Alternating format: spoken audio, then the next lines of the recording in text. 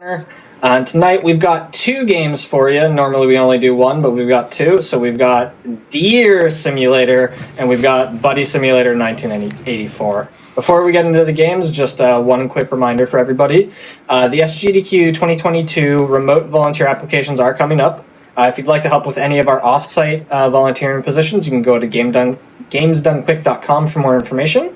Registration is also going to be open until May 23rd, so you can go to the website and register. Be sure to register if you're looking to attend the event live in Minnesota. The games list is going to be released this Saturday, April 30th, so 2 days from now. And you can tweet at GamesDoneQuick with what you're hoping to see on it. With all that said, we can throw it over to Shockwave here. Shock, you picked a game tonight that I am both excited and terrified to see. Yeah, this is it is certainly a video game. It likes to switch genres on you in the middle of it. It's also it's a pretty quick game, both in terms of speedrun and casual fun. This is something I picked up basically during Awesome Games Done Quick, this past one. I just picked it up kind of for fun, and it's just I don't know how else to describe it other than what you'll see. Besides, obviously learning what I'm doing, but if this frozen gameplay screen doesn't explain something, let's see, maybe that'll help, illustrate how wacky we might get here. But anyway, any other things before we get started? I've got nothing. Do you have anything before we get started? I don't think so. We can actually go ahead and start that timer right now because actually, to set up the speedrun, we do have to start here at the main screen. This run actually starts on a fresh file, and luckily enough, the game was kind enough to put a delete button right here on the main menu, so you can just start over from scratch. So you can actually click this delete button, start all your data over. You don't have to go find any files or stuff like that and do that. So we're gonna go ahead and get started. Time doesn't start until you hit this done button because you can randomize this character. This doesn't matter. You can change this if you want for fun. So I'll just click this until Church tells me to stop. What if I never say stop? Well, then we're going to be here a long time. We're going to be here a long time. All right, stop. Okay. One more? Okay, that's our character. Okay. All right. Okay.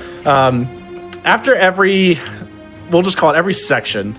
There's a cutscene, and you can skip them by hitting escape in the bottom right corner. So you can just hit escape, and you can skip any cutscene in the game to make it easy. If you click no, nothing happens. So we're clicking yes to actually play the game. I'm going to skip that cutscene, and then now we're in the first level. We are a deer. The first thing to note is the first two levels are the same. So for what I'm describing for this level is going to be about the same for the second level. But in order to do anything in this first level, we have to follow the tutorial. So nothing's unlocked in terms of progression until we do the tutorial. So on the bottom here, on the controls, it's even on the pause screen right here. So if you do forget, you can open them. But I'm just going to do the tutorial real quick, just doing what it says in the bottom. This is also normal deer behavior. Like that. And then obviously that's also normal deer behavior, is stretching your neck out. The thing to note before we go too much further is the whole stretch neck thing. You do have to hold it in the wall for a sec in order for that tutorial to count. You can't just hit it and then let go. You do have to make contact with the wall or something and hold it in there for a second. But first things first, we're gonna go ahead and start getting to a little bit of how the game works. You can see up here, there's the Deer Zaster level. The first two levels, I said, are the same, but they are... If you've ever played a Mayhem Destruction game, you know where this is going. The short version is we need to destroy as much things as possible, as many things as possible. That's the goal of the first two levels. So to do that, we're going to go ahead and grab some guns, which, funnily enough, are right in the police station's parking lot. We can skip that cutscene, and we can just grab more guns. So, like I said, it's a Mayhem Destruction game. I have MS Paint pictures ready to go to sort of help describe of what we're doing here. So... here is the general idea of the first level. We're at spawn. Let me go ahead and get this back up again. We're at spawn. We're about here. This X. We're about here. This red zone over here This is basically where the entirety of the first level is going to take place. We're just going to go to that area, and luckily there's enough stuff that we can destroy to basically finish that section of the level. What's going to happen is as we destroy things, this disaster level is going to go up. So it's going to go from E to D to C to B, and we're going to try to get to A rating. Once we get to A, we can go fight the boss. So I'm going to go ahead and cancel that and then get this off, but we're going to go ahead and head to that section of the map. But we're going to grab some more weapons on the way, because anything you destroy will drop more weapons on the ground like this. So we're going to actually go ahead and just destroy a couple cars. But now we've upgraded our deer level, the police are going to come after us. So we just simply skip those cutscenes. That's going to happen every time we upgrade our disaster level. But at this point, it's just a pretty easy, like, walk around and shoot stuff kind of game. It's not super complicated right now. I keep getting hit by cars. That's fun. All right, now we're at C rating. Yeah, luckily enough, there's just everything over on this side of the map is easy enough to, like, to rank up, like, pretty quickly. Oh, and the cops are sheep, by the way. Okay. All right, so now we're at a B rating. So we destroyed most things over the map, but we're actually going to start working our way towards the boss area. And actually, I'm going to take a quick pause right here just to highlight. So there's these rabbit cops right here. These rabbit cops actually have rocket launchers. So we do want to kill those cops. Most of the time you would ignore them, but this time I'm going to actually kill them to pick up their rocket launchers. So there's one, and then there's two. And then at this point, I'm just going to keep blowing things up until I hit disaster A. This is a video game. This is a video game. Okay. All right, we're at disaster level A. So now we need to head to the boss over there. I figured, oh, this cop is still chasing me. All right, cool. I figured I would show like at least multiple ways to get over there. If you want to just walk over there, you can just walk over there because you're a deer, and obviously deer walk on water. So like you can just walk over there. There's a line on my whiteboard. I just realized, what the, go away. Well, that whiteboard's going away. What is going on? Go away, whiteboard. The whiteboard is messing up. But yeah, so you can walk over there, but I'll show the other way of doing that. The other way you can do it is you can actually fly, because deer can fly, obviously. Not reindeer, just regular deer can fly. What you can do is you can hit your neck on something, and that turns you into a ragdoll. But once you're in a ragdoll, your guns have physics attached to them. So what you can do is, you know, I want to go that way, but you know, Newton's laws of physics and stuff like that, you want to go in the opposite direction of where you want to go. So turning this way, and I'm just going to shoot my guns and turn into a rocket. Oh my god, this is fantastic. So you can just kind of fly over here if you want, and then, you know, walk your way towards the end. So there's multiple ways you can get here. If you want to fly, like you can fly, but you can run. It's not that much different. It is much more fun to fly, though. All right, so this is the boss. This is the doggy. We're just gonna watch this because this is worth seeing.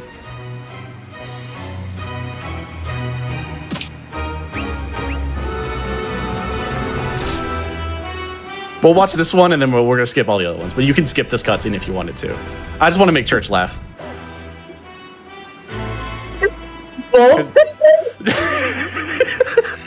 So yeah, we're fighting a robot dog or a robot Gundam dog. Let me see if I can get rid of all this markings on my thing first. Actually, come on, go. Actually, you know, I can just do this. That'll work too. I'm learning whiteboard stuff for the first time. So we're gonna break down this boss for a sec because it actually does have specific order of how you have to do things. So the weak spots for it are right up here. Those trucks. So what we want to do first is we want to stagger him by shooting the sheep legs. So the sheep slippers, whatever you want to call them. If we shoot the sheep slippers enough, he'll then fall to the ground, and then he'll become vulnerable on the shoulders. Right now, the shoulders are immune. So, you know, first spot here is to shoot that. Second spot is to shoot that up here. So what happens when you shoot the truck is that exposes the weak spot of the truck, which is a giant button. Once that button's exposed, you can then throw your neck at it. So we'll go ahead and show that off once because I have to do it twice. So we're gonna get really close. It does not matter which leg you shoot, so, you know, pick whatever one you want. All right, so now they're gonna stagger, and then I can shoot the truck. Why? Okay, there you go. Hitbox is being a little weird. All right, so there you go. So now it's flipped over, and you can see right here that button's exposed. That can only be hit by my physical body, which also includes stretched necks. So I can just simply wait till I get to a good spot, and then, come on. Can I throw my neck? He's too far away. I need to stagger him again. All right, there you go. So the dog's at a fall. I can simply throw my neck at it and hit the button. So that's one face. And we just have to do that one more time. Okay, so it seems like he has a relatively fast like stand-up rate if you don't throw your head. Yeah, but the timing window between like when he'll go down and go back up is pretty small. I just realized I left the whiteboard up. You didn't. Yeah. I wasn't gonna bring it up. But this part's pretty easy. He's now vulnerable to all damage, so I can just... Okay, he wants to break dance on me. This is weird. But there you go. All right, so now he's dead. It seems normal. All right, so boss is dead. We can now move on to the next level. Unfortunately, I'm not done with the boss yet, so you do need to take him with you. So simply go into his body, and then you just, take it with you. There is another form of movement that you can actually do that's really fast. So normally you just sprint like this, and then you can jump. You can actually do another form of fun movement with, this thing in your hand, where if you jump and then you punch and look up, you'll actually fly like pretty far. So like you'll go a little faster. So there you go. See how fast I'm going when I'm punching in the air? So that's the other form of movement you can do while you're like carrying an object, and it's only really used to carry this boss to the end of the level. So here, now we're going to go grab the boss, and then we're going to go take him to the end of the level. So I'm going to pick him up, jump, and then punch in the air. And you're just using your neck to like grab him, or? No, I'm grabbing him with my arms. Okay. So there's a little animation you can see right there. I'm holding him with one arm. Yeah. You just have to stay. You have to stand on the object until it says hold shift to pick up, which is funnily enough your sprint button. So you don't have to hold like multiple buttons. You just hold your sprint button to actually like pick up stuff as well. But I do need the dog bus to stand on this button, so I'm going to leave him here, and then I go stand on the other button, and that finishes the level. But once you finish that, we can skip a cutscene and then immediately go into the next level. But that's the Mayhem Destruction level. If you understand the basics of what was happening there, the next level is going to be about the same. The only difference is really going to be the route. So I have another picture. So here's the new picture. So we spawn down here. The general idea is like the exit is in the bottom right corner of the map. We're going to make a giant circle like this to destroy things on our way. Because unfortunately with this level, you have to destroy almost everything in order to beat the level. And also there's no boss, at least directly in this level. There's a boss coming later, but not directly here. So we're just simply going to follow this route, go in a giant circle, and then get to the exit. And hopefully we'll have enough time to... we'll have enough stuff that we don't have to go like backtracking to destroy more things. So in general, this level is basically the same thing. You're just doing it twice. But you're just destroying... Go ahead. God. Oh, you can just destroy things at the start to get a couple extra weapons at the ahead of time, but there's nothing really in terms of like I'm running here to get X weapon because every weapon drop is random. Okay. You said this level's gonna be the same, and I was like, I don't know if he's lying to me or not. So yeah, just destroying things. I'm trying to get as many upgrades as early on as possible to try to just destroy the buildings, because the route that is taken in this section, you can sort of see, over here that like you got some bigger buildings here, you got this taller one here. So the more firepower that you get early, the easier it will be to actually destroy all of these buildings quickly. So taking a small detour to grab some extra weapons is kind of nice. The one thing that you need to look out for, doesn't look like I've gotten it yet, so I can't really show it. There's one particular like upgrade I'm looking for. Nope, don't have it yet. There's one upgrade I would say that you should take a detour to go grab. Ah, there they are, right there. So these boots increase your sprint speed by a good chunk, and you can pick up 2 of them to get a little bit faster speed. So if you're destroying things around and you see some boots on the ground, I would recommend going to a quick detour to go pick them up, because you're going to be basically walking the whole time. So anything you can do to increase that speed would help you out.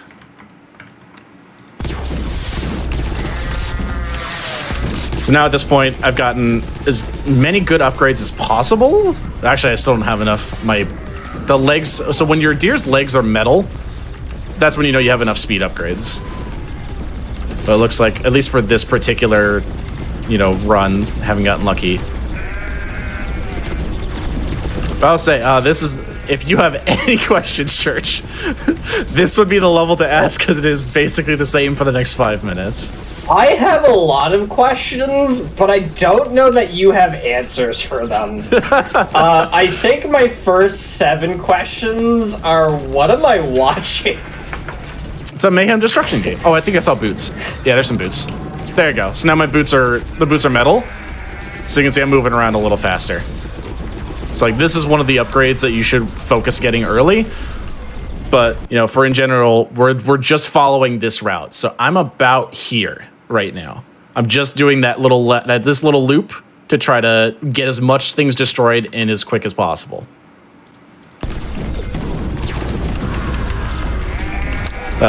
This level, you also don't have to worry about the cops. The cops don't give enough disaster levels. With this level in particular, the things you destroy in terms of how valuable they are to your ranking do matter. Okay. So, like, cars and buildings are worth destroying, but the police generally are not, like, that heavy unless you have nothing else near you. So that's why we take this route to focus on buildings and cars versus people and small objects and things like that. It's kind of just maximized to get to the expensive things faster. Yep. Get as many of the best upgrades, get as many shots at the best upgrades, I should say, as possible, while getting to the highest value targets as possible. Oh, the Gundam got me. Hey. Yeah, sorry?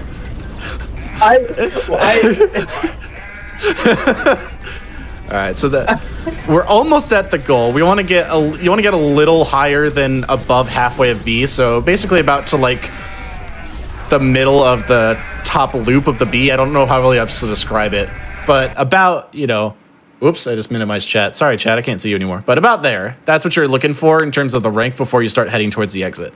Because at that point, then you have enough time to just destroy things near the exit. Okay. Because there's enough things here that'll give you a small amount that you can basically just do some cleanup while you're working your way back.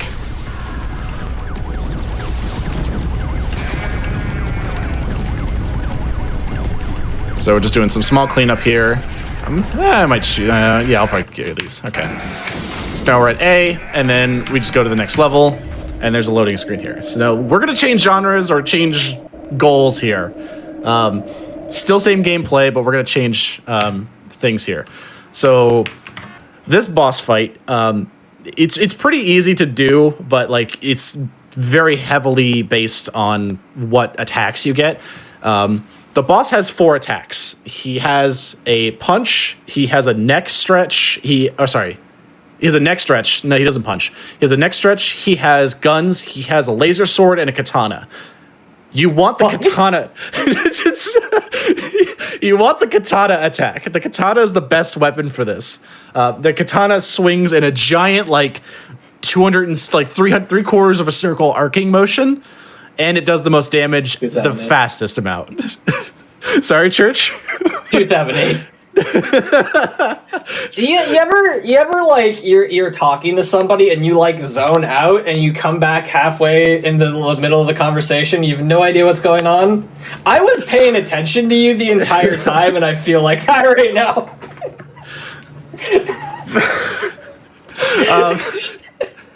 I don't know what else to say, but yeah, so like we're just general looking for the right attack there. Oh wow, got it in the first try. But you can see like right here, he's doing the katana swing attack. Yep. The way this boss works is it does an attack and then it leaves the item on the ground, like right here. So you see like there's a katana sword now on the ground when he's done. Yeah. The whole point of this boss is they do an attack and then you grab whatever they have and then you counter with that attack. But it's a little weird with how it works. So now I can go get that katana if I want to. But the thing is, I can't just swing wildly like this, because then he'll just dodge my attack. So I need to sort of wait for him to do an attack and then attack him back. So in some cases, it's actually better just to wait for him to come close and then go attack him and just take the damage. All right. So now he's dead, and now there's 2 of them. Okay. Same rules apply, though. So nothing really changes here. And that's why we want the katana as well, because of that whole, like, 3/4 circle arc motion that does, like, damage really quickly. When you get them close to each other, you can just hit them both at the same time, like over and over again. Yeah. So the general idea of the strat here is you're going to take the katana, get in the middle of them, let them hit you, and both start an attack, because there's actually a cooldown, sort of like just iframes, general iframes. So when you get hit, Yeah. you can't get hit like repeatedly, like frame after frame. So you'll get hit, but then you have a little bit of a cooldown. So that way, while that cooldown's happening, you can just wail on them because they don't have iframes. It's just as fast as you can attack them, you can do damage. So, oh, I don't want the laser sword. So I want the katana. I'm gonna get some space actually, just to make it safer. So now I'm gonna go here and like that. So see, I have the both trapped like this. Yeah. And now that guy's dead. Can't really move. Yeah. Yep. So I'm gonna let him run up, and same thing. Basically, let them make the move, and then let them just die for their mistake of, you know, trying to attack you.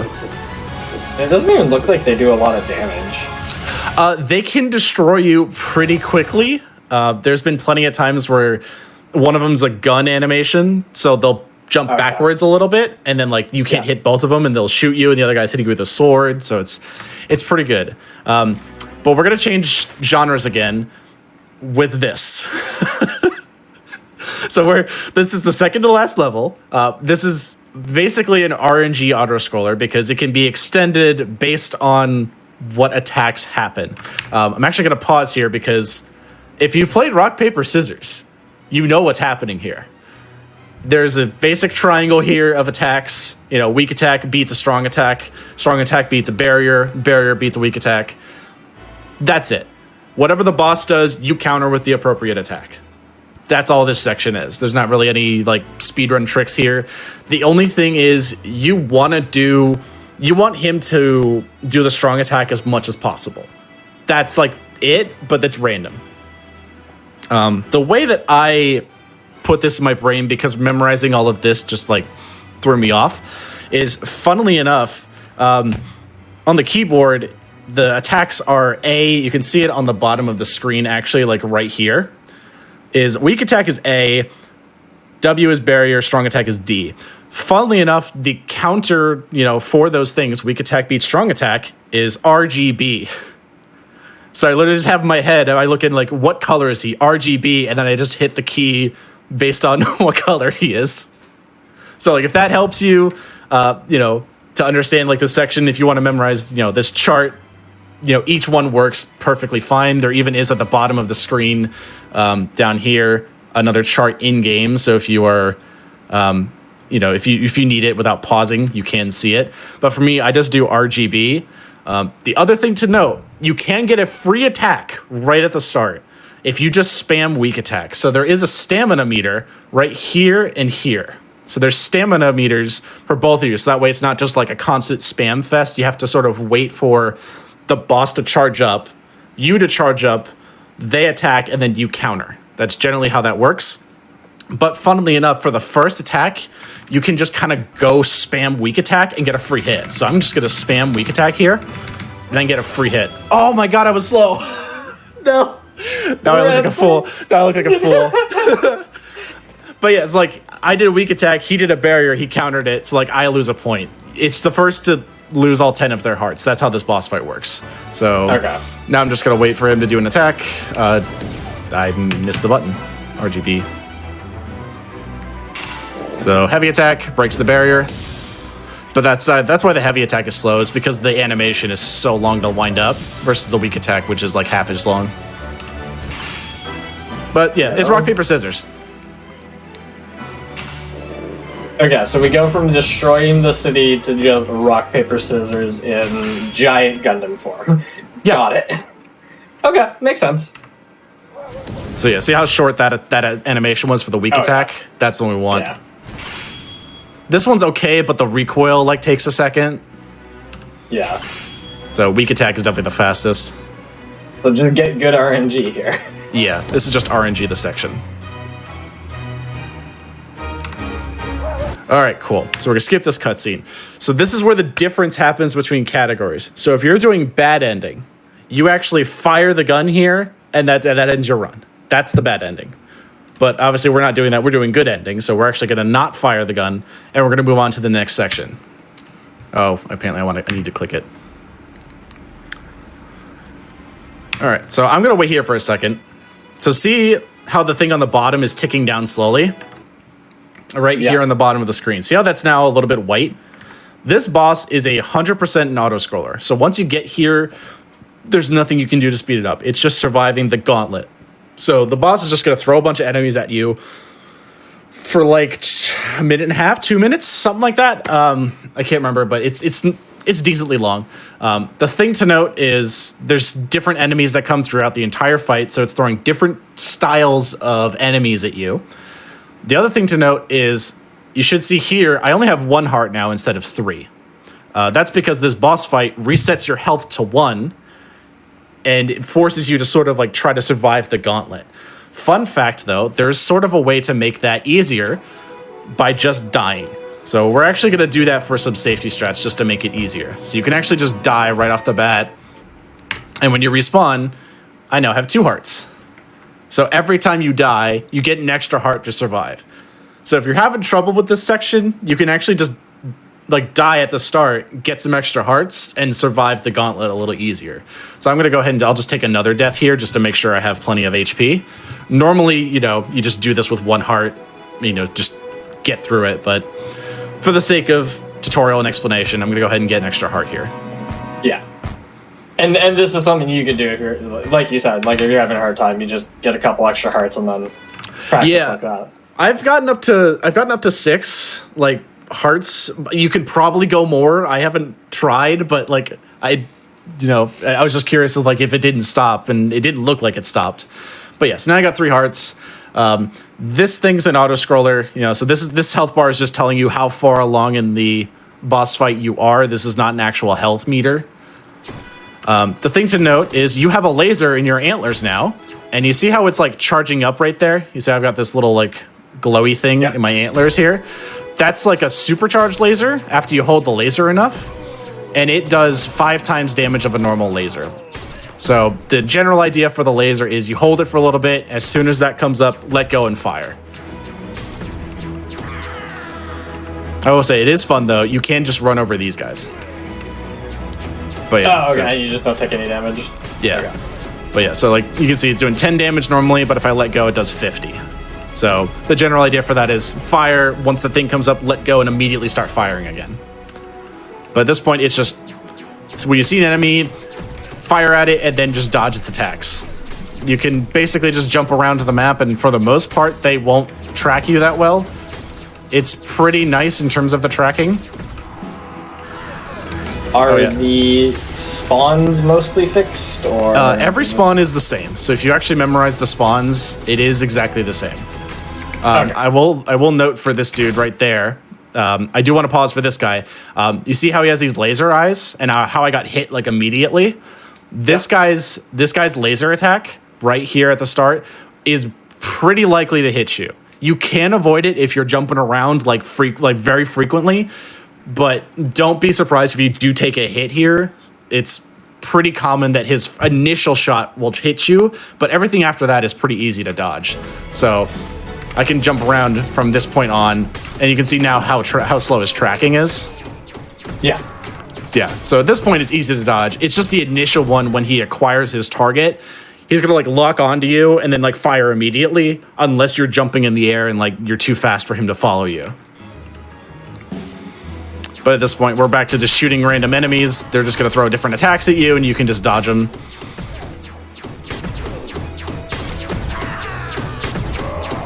All right, and then symbol dudes. Symbol dudes shoot out a giant fire just in a straight line, so you can just kind of sit in one spot in one of the corners, and then you reckon just survive the attacks totally fine. You were saying something, Church?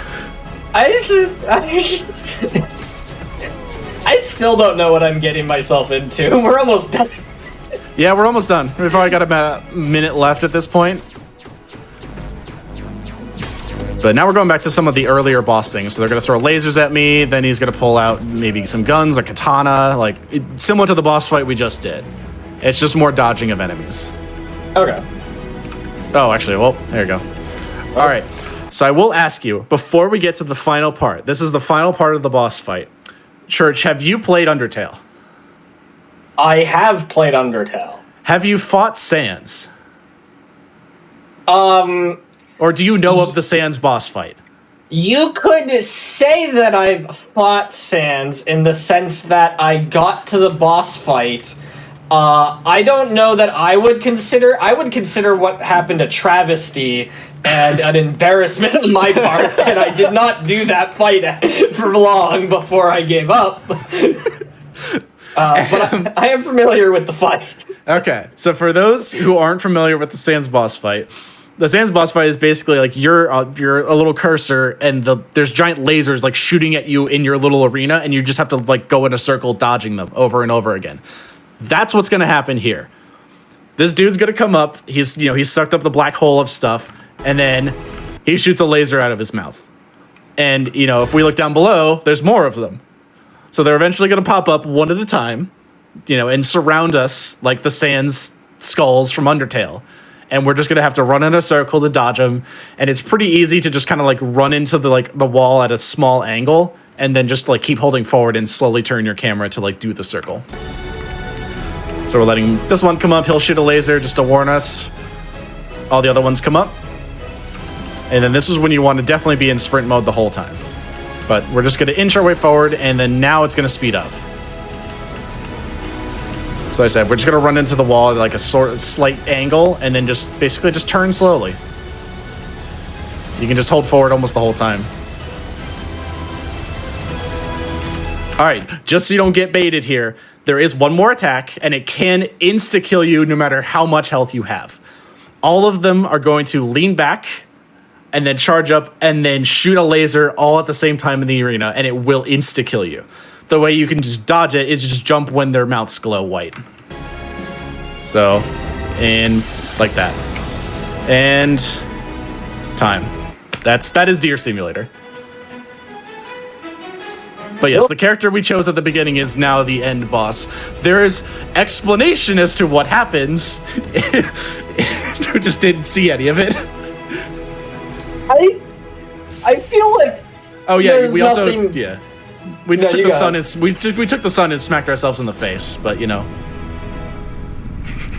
I feel like there's nothing that could explain what just happened. I feel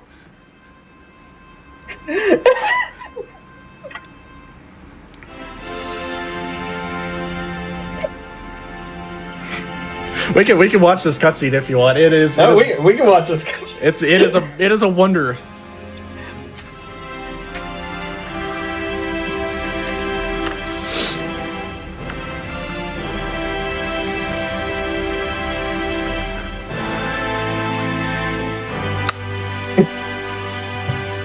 What?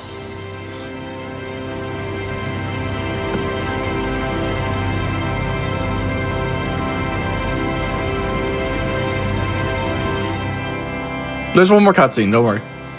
You'll get your answer. God, there's more? There's one more. There's one more. Okay. All right. Yeah, you'll get your answer. Don't know that I will, Shock. Don't know that I will.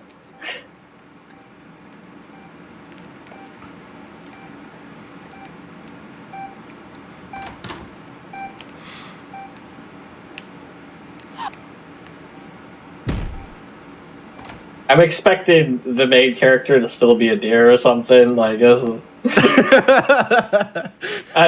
he's gonna walk in front of that mirror and it's gonna be a deer head. You could say that.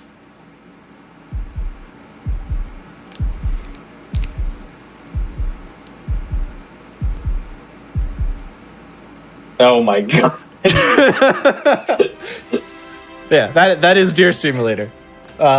It is a very short speedrun. In the matter of a couple weeks, I managed to get down to like 11, 12 minutes just on my own. And casually, it took me like an hour or two to beat. It's a fun little pickup. I just like I said, I just found this, picked it up, tried it, fell in love with it. It's a hilarious game. Yeah, you're welcome for whatever you just experienced, I guess. All right, so that was a little short. I have a question for you, Sure. Shock. Would you like to just do a full run? Sure, I can do one. We can see whatever the hell that just was again at full speed. Yeah, sure. I'll just call start on the time then, and we can just do a run. Sure, it'll be like 10, 15 minutes. It'll be pretty quick. It'll start when I hit this button, but it'll be like 5 seconds until I start. So we're just gonna skip randomizing the character.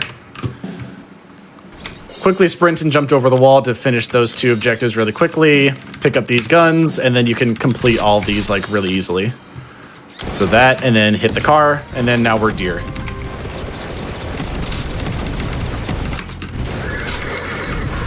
Looks like I got unlucky, so we didn't get that grenade. I remember earlier the grenades are like really good at blowing up everything. Didn't get any there. There's been some runs where I've gotten like nothing but katanas, so all of my guns. Hey, there's a grenade. That'll work. All right, so now we're at sea level.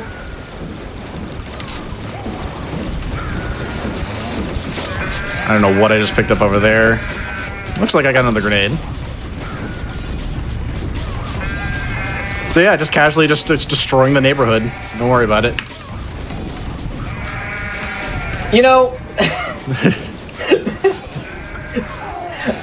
I don't know what I was expecting.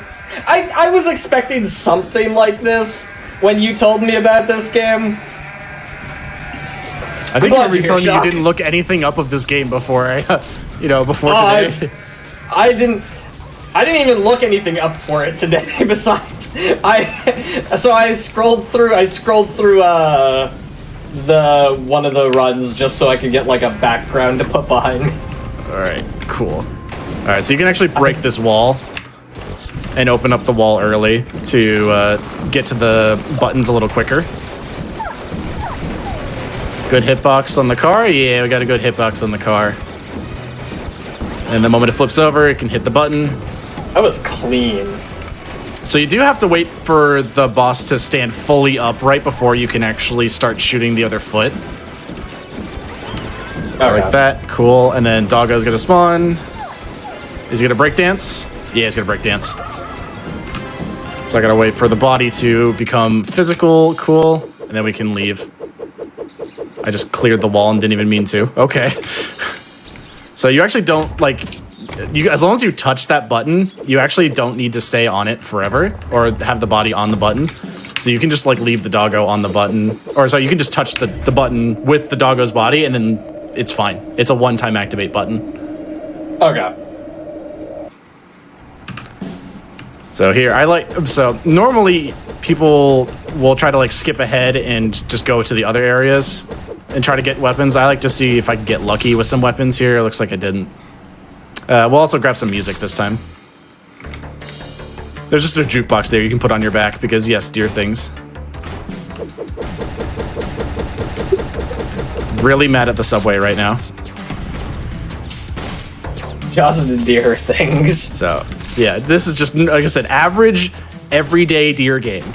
And so you're starting to see the really heavily random nature of Deer Simulator runs. I didn't get good weapons at the start here, so it's taking a while to sort of get the engine revved up.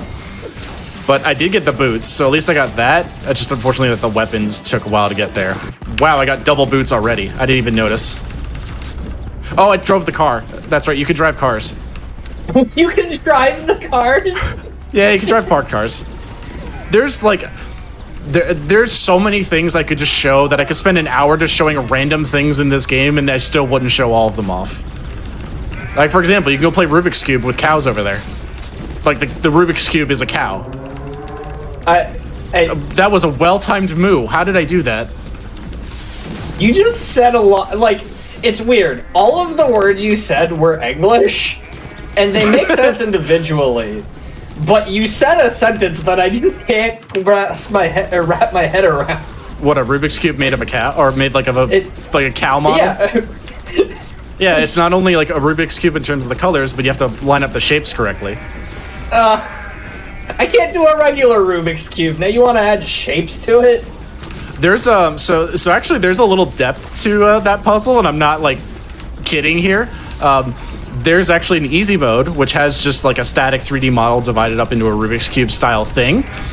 There's a hard mode where the model moves as you're trying to solve the puzzle. And it's really disorienting to do. Like the entire object just kind of rotates. Like the model's doing some kind of animation of like sitting or running or something like that. Like it'll do like animations while you're solving the puzzle, making it really difficult to understand where you are in the puzzle. And I've not been getting lucky on like random cars.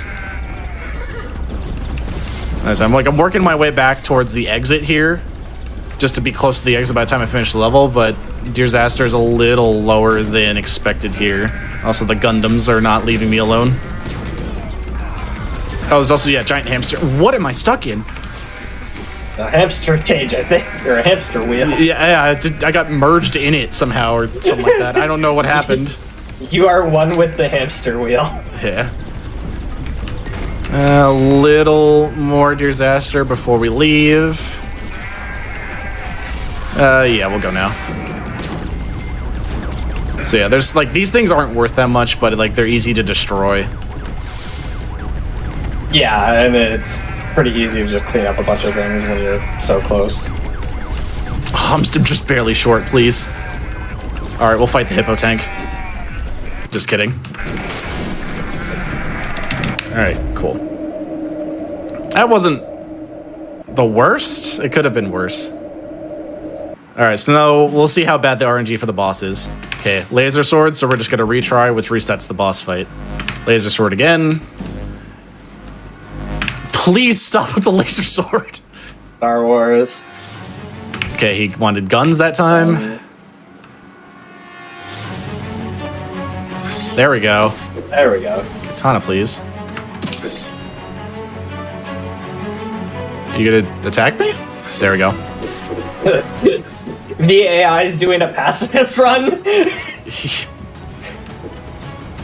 Oh, they both dodged. That's lame. All right.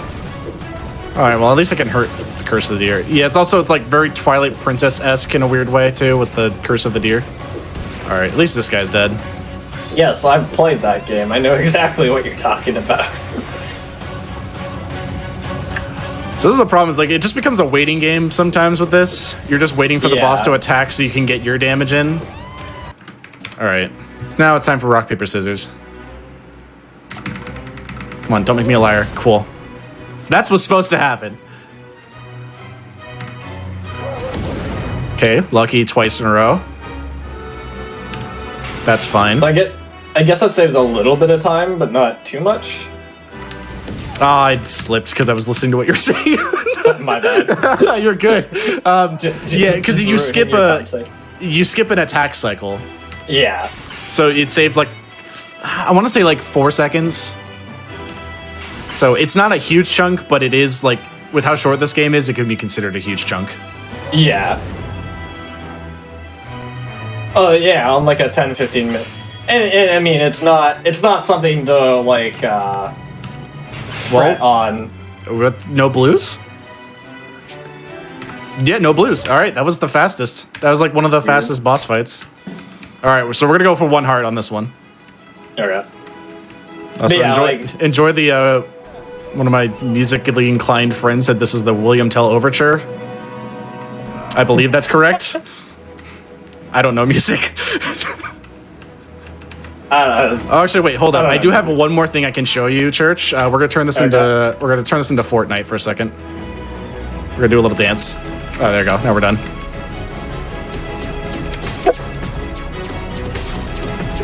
No, lift your car. What are you doing?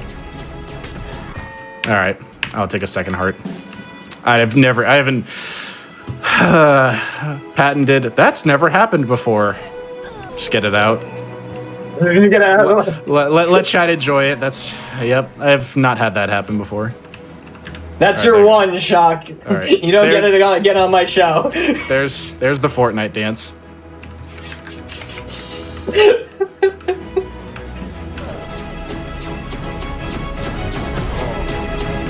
So like normally he does this. I've never seen him like constantly shelter before. Like turtle, yeah. Yeah, it's a little weird. A safety heart's not necessarily a bad thing. And you can, luckily, just because of the way the laser works, you can pre-charge a shot, so you can basically bank a supercharged shot immediately. Yeah, and just nail like one of the... You could just start off with a heavy health burst of units. damage. Yeah. Cool. Alright, let's see if I can dodge the first attack. I believe in you. Ooh, okay. Barely missed it. Or he barely missed me, I should say. It, yeah. Yeah. Alright, cool. That's like generally all the hard stuff at this point. It's, as long as you're just paying attention, it's pretty easy to survive the rest of the stuff. It's like they do one attack and then you can just pelt them and just finish it off. You basically kill them before they even do anything else. Yep. And the symbol guys are not a threat at all because you can just stand still and dodge all their attacks. So yeah, like this is just an auto scroll. It's just like once you've kind of gotten to this, you can kind of look at your little timer on the side and be like, ah, okay, so I'm getting this as my run time. I'm gonna get like an 11-minute time or a 12-minute time. Or... Yeah, something like that. It's sort of nice, but it's like also like, oh, I just want to finish it, but it is. I just want this part to be over. Yeah. All right, which one is it again? I think it's this one. Oh, it's that one. Oh. Wrong side of the map.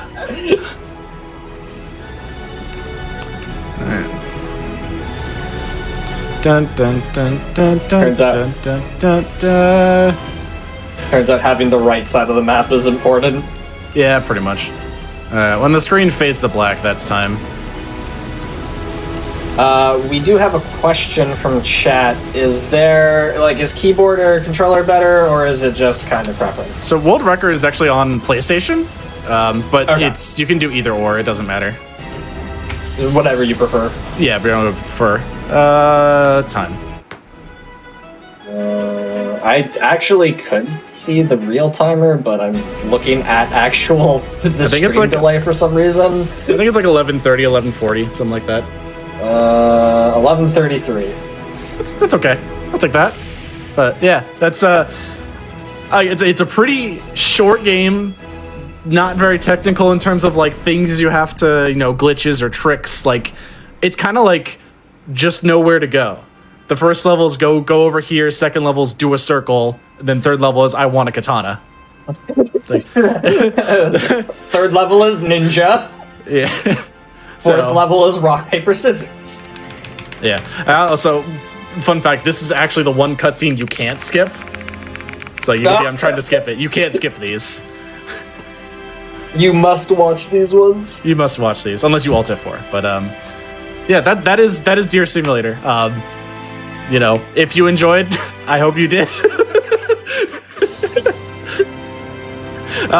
If you are interested in learning, watch this again. That's probably the best tutorial that's out there. I don't think there's a tutorial for this game. If you want to poke me, you're more than welcome to. You can poke me on Discord. You can poke me on Twitter. It's the same as the name up there. And I'm happy to teach. It's like it's a short little fun game. It's kind of something fun to pull out of your pocket if you want to, a fun little submission to throw at marathons and stuff. So, but that's all I got. So. Yeah, okay. I'm still processing what you just showed me, Sean. I'm not gonna lie.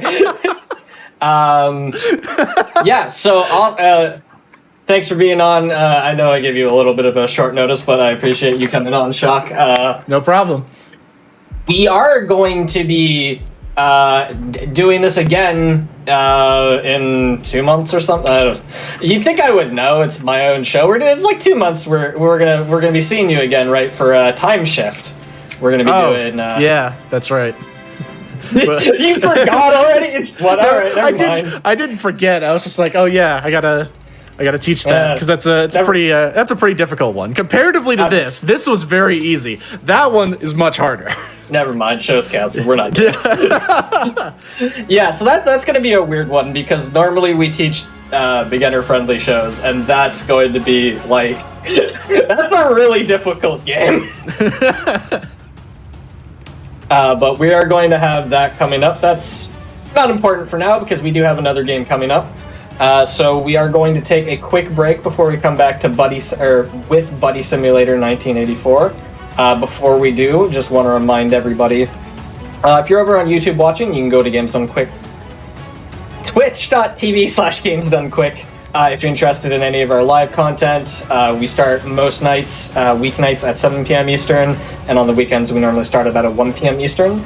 And any of your subs, gift subs, Prime Gaming subs, bits, all that stuff helps us with this weekly content. So if you like this, if you liked whatever the hell Shock just showed us, you liked any of the content we make, you can feel free to support us with any of that so we can keep making this content. Thank you again so much, Shock. That was fantastic. Appreciate you showing the game to us. We'll go to a quick break and we'll be back in a few minutes with Buddy Simulator 1984.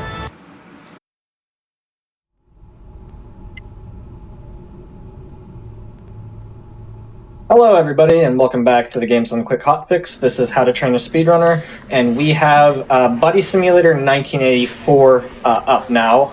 This is a very fun game that I highly recommend, but we do have Cruz here. How are you doing, Cruz? Hello, I'm doing great, thank you.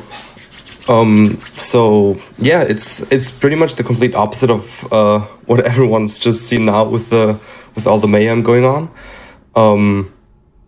And it's a little bit slower paced, but I really enjoy it. And yeah, so usually we start off, like traditionally, I guess we start off the round with just resetting real quick, just to be safe that there's no like left on save file, and the time only starts when we hit enter after we put in the starting command, and we will do that shortly.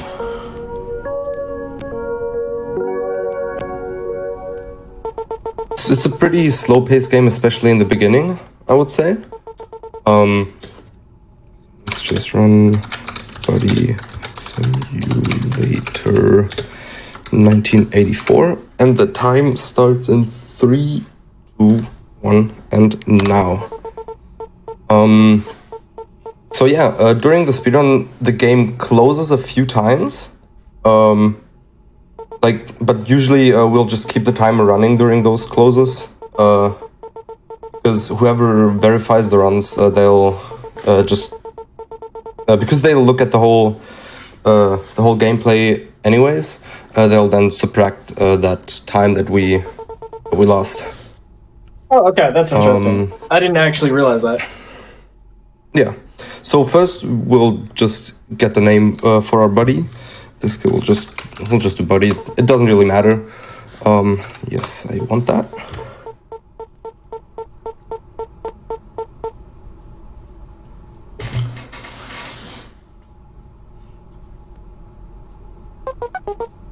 Hello.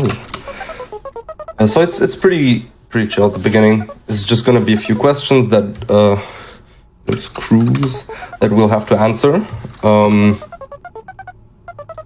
And so yeah, the first part of the speedrun is pretty much just comes down to how fast you're at typing. So bear with me, as I'm not the fast typer. But we'll try to get things done quickly. And obviously, it's also best if you choose quick answers to make things a bit faster. But it's not that important, really. I think my favorite animal is a cat.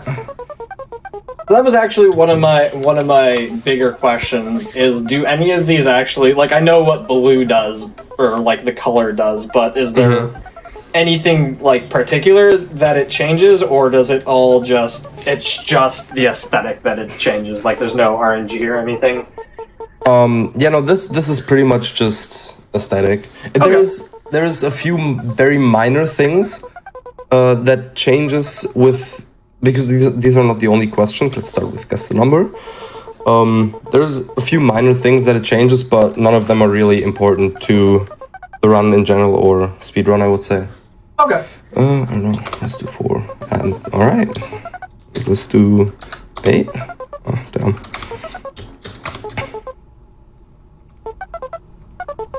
Oh my god. Okay. And then this 1 to 10,000, we can basically say that because he's always gonna pick your birth date for that. It's funny. Let's do fall for the favorite season. So yeah, as I said, the beginning is pretty much just knowing, like it's always the same. So you pretty much know all of the answers, as well as here in Hangman, pretty much know what he's gonna say, which is the player's name is my friend. He's our best buddy, isn't he? Yes, I'm having a great time.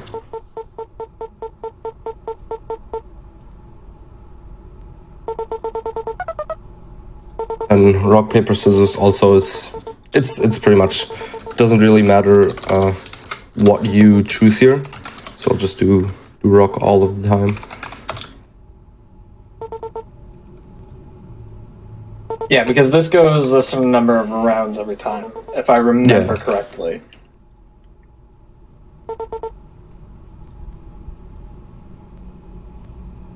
Clearly we won that. He did not just have paper up.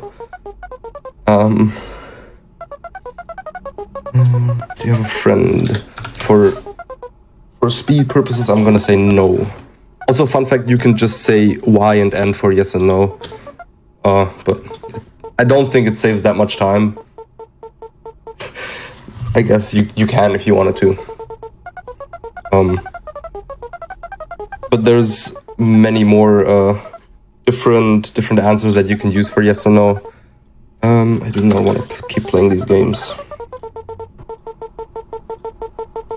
I think what can save a lot of time, or like can add you way too much time if you don't do it, is you can hold spacebar to make the text go faster, and also sometimes it triggers certain things faster. Oh, okay. So that can really save time. And here we just do nothing really. It's just waiting. Like, doesn't matter what we do. There's not really this is much basically, to do anyway. yeah, no, you can go around, but it's just background lore. It's interesting if you want to get behind the lore of the game, but it doesn't really matter for speedrun purposes. And the lore is pretty good if anybody's interested in it. It's a very deep lore, I think, because it has multiple things of lore. Says equals true. I did not spell that right. Body system access equals true, please. Okay, thank you.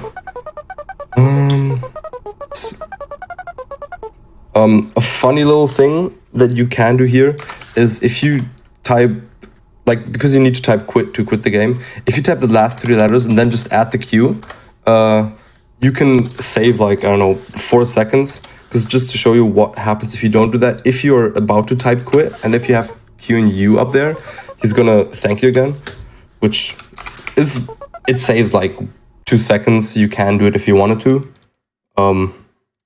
My jaw just dropped. That is... It's a fun little thing. That is fantastic. It's a fun little thing that I found out about on accident, actually. Because I just misspelled it, and then I was like, wait, I just skipped that thing, and yeah. But this time we don't run Body Simulator, this time we run the Adventure of Cruise, because our buddy made an adventure for us. Which is great, we love adventures. Adventure games are pretty fun. Yeah, especially text adventures. The text adventure, I would say that it does not particularly matter where you go here. I think both paths are almost equally as fast. I personally just like going left first.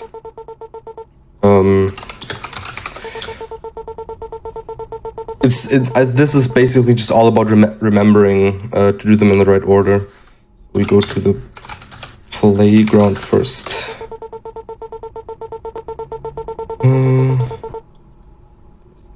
Use the sandbox. This game becomes more than a text adventure. Yeah, it starts out as a text adventure, but it will evolve eventually. Yes, let's go to the shed after that. Gather some tools. Let's go inside the shed, please. We will use our lantern. Take the pole. Chest. See a creepy doll, and who wouldn't take the doll, right?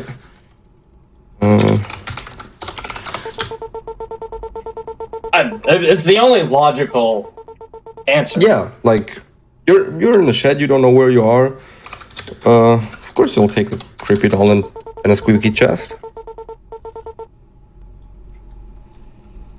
Right, and let's open the secret room by using the chain. Cabinet, bones, and a drawing. Fun fact, this here most people just do look at drawing, but it works now. But before, like the devs had to change it. Before it would only work when you used the drawing, but then no one because it's like who uses a drawing, right?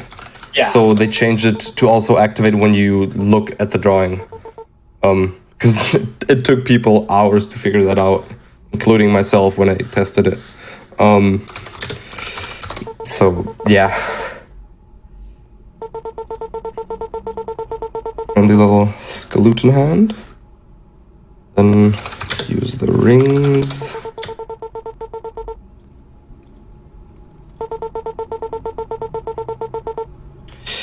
And get ourselves our first key.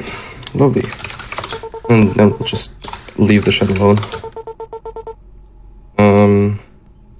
And there's obviously there's more things that you can do in this area,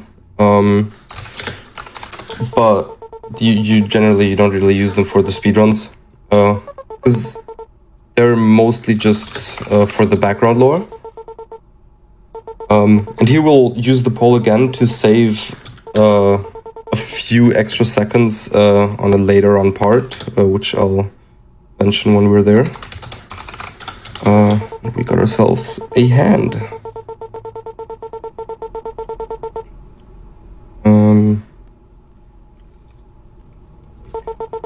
We'll give the doll its friend. Nothing happens. That's what we want. To the house.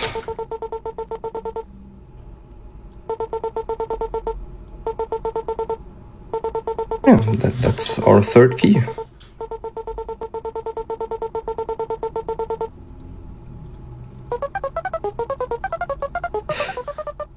Try to be funny, buddy, but I have 3 keys. I'm sorry. And so this might seem a little weird to anybody who hasn't played the game, but we're basically just circumventing all the lore because we already know where everything is. So yeah, usually. Sorry, yeah. No, you got it. Okay, so usually you'll have to run around, search for stuff. It is fairly easy, the text adventure, I would say.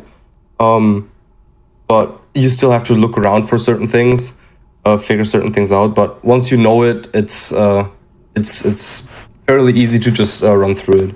especially in the text adventure, I think. But hey, buddy, upgrade our home. This is lovely.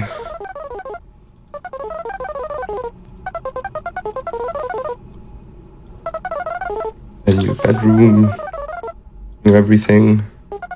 Most important, the music.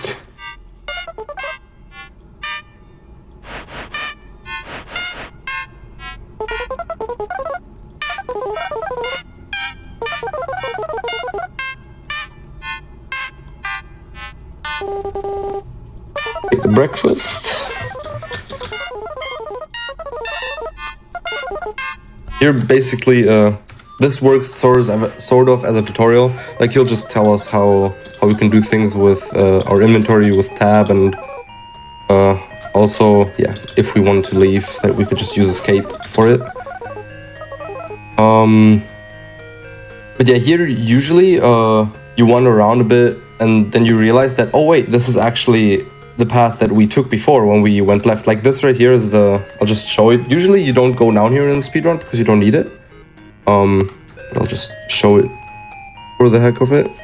So here, it's basically where you start. We went left. You can walk right as well. And then there's a shovel. And where is it? There we go. And big wall with 2 skeletons.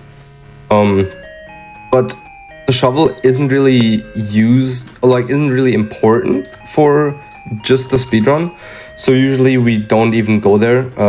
It saves maybe like a minute or something with all the text and opening the door and stuff, such. So we'll just leave it there for now. Also, I couldn't really showcase what the shovel does because I already did everything, unfortunately.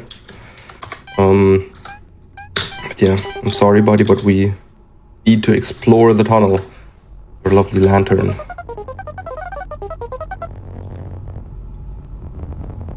We will not leave.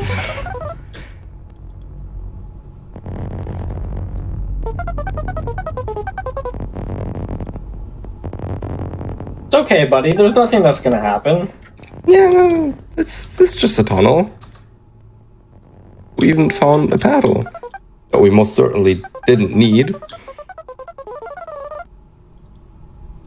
Also looks like we got a companion.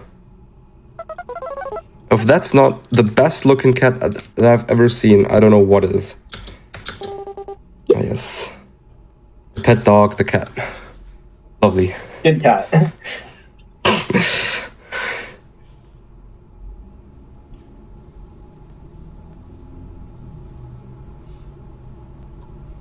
The first part takes a while. There's not much that you can improve on speedruns in this part, I think, because the speed is fixed, the routes are pretty much always the same.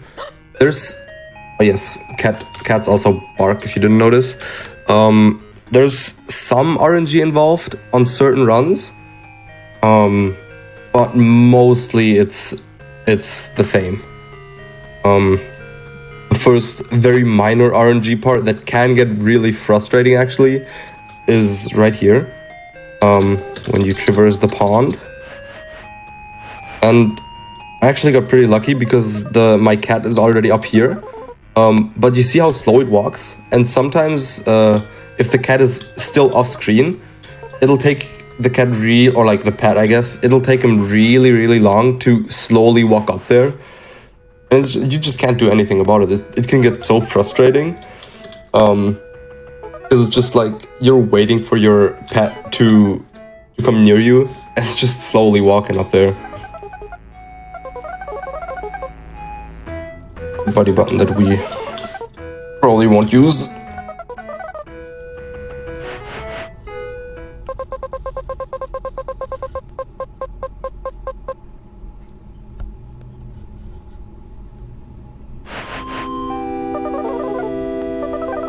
What a lovely looking guy.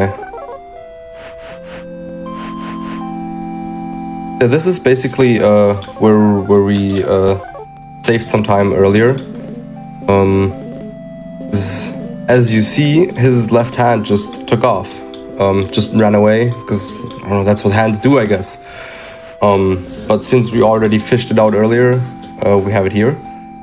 And usually if you don't do that, you'll need to do, like, you'll need to fish 3 times for it here, which takes some more time than just typing it in a text adventure. But yeah, I would say that's like the only time save that you can really do here. Hello.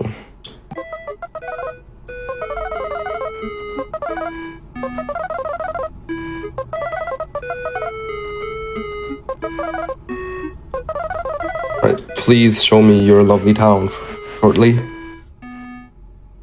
And yes, he walks like a turtle as well. So very slow. Yeah.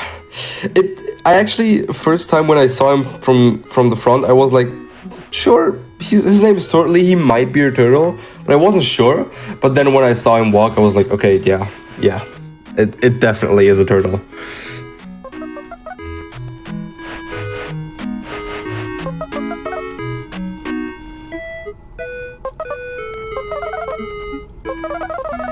Shortly of mayor of the town, and you need my help. I know that. I love this because he's like, just like, it's a town, just speak to me whenever, but he just won't let you leave.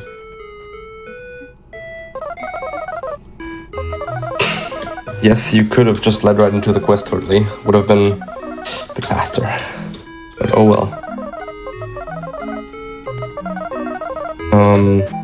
Yeah, and once we do this, like, this is, I would still consider this like somewhat tutorial, because you'll learn about how to do the quests. But yeah, so right now this is basically where runs split off into different things, because there's different quests that you can do, and yes, totally, we know. I know you're having a bad feeling about things. So yeah, basically there's different quests that you can do, and you need to do a total of 6 quests. And the quests, obviously they have different lengths, but also it matters which quests you do for later in the run. The run that I like to do, it does, I think, 2 quests that are usually longer. So I usually lose some time here, but I make up with that time because of what I can do with that later, which you'll see. Yeah, this quest is pretty straightforward. You basically just listen to friends and their very unfortunate story.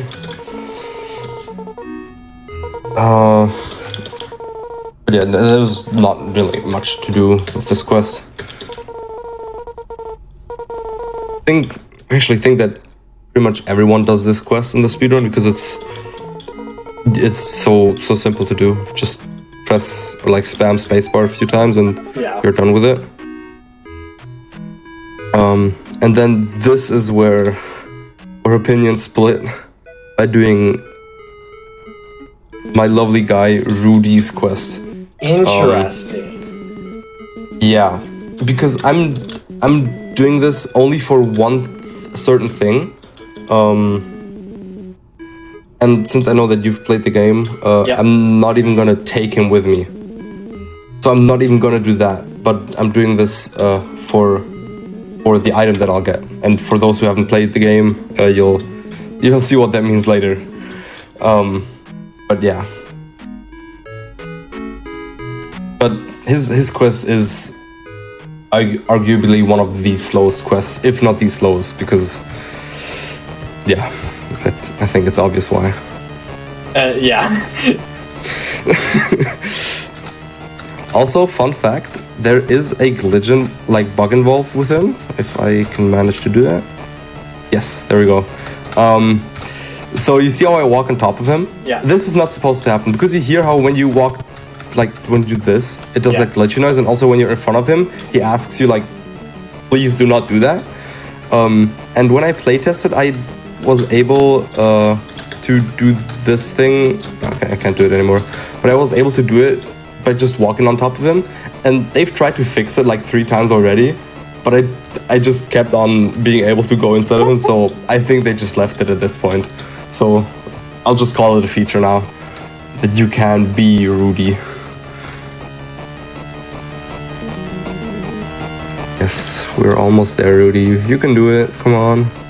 You got this. I believe in you.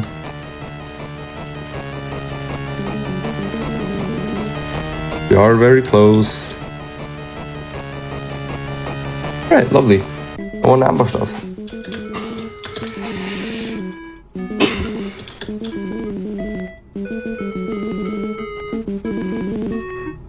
Also, what I missed the first time, there is a key down there. Who knows what that is for? It's so obvious once he's... Yeah? I actually forget what it's for. It's so... The funny thing is, it's so obvious once you know that it's there. Yeah. But when you don't realize it, you don't look for a key underneath a metal pile. Yeah. But, yeah. And now he's speed once he doesn't have us on top of him anymore. And yeah, this is one of the things where the game gets weird-ish with these things. Yeah. Yes, it's definitely not Milo. So yeah, Milo? This game, I don't know, there's no Milo.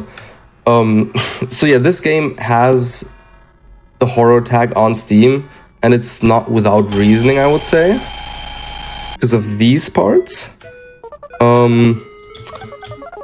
But most of the time it's pretty chill. Like, the horror mostly comes from the psychological, I guess. Because there's not many jump scares. There's like, I don't know, like 4 or 5 at most. And they're not like overly jump scary-ish. They're pretty mild. By the way, this is where the key was for. Right, yeah. Yes, and this is my most favorite house in the entire game. Don't mind if I take your roller skates. Yeah, you can just do Bean's quest without talking to him. All he really needs is, or wants, is feed his family with the can of pears. So yeah, we save his family from starvation. And I do this quest in every single run just because I do not want to let Bean die. I love Bean, so Bean gets saved every time.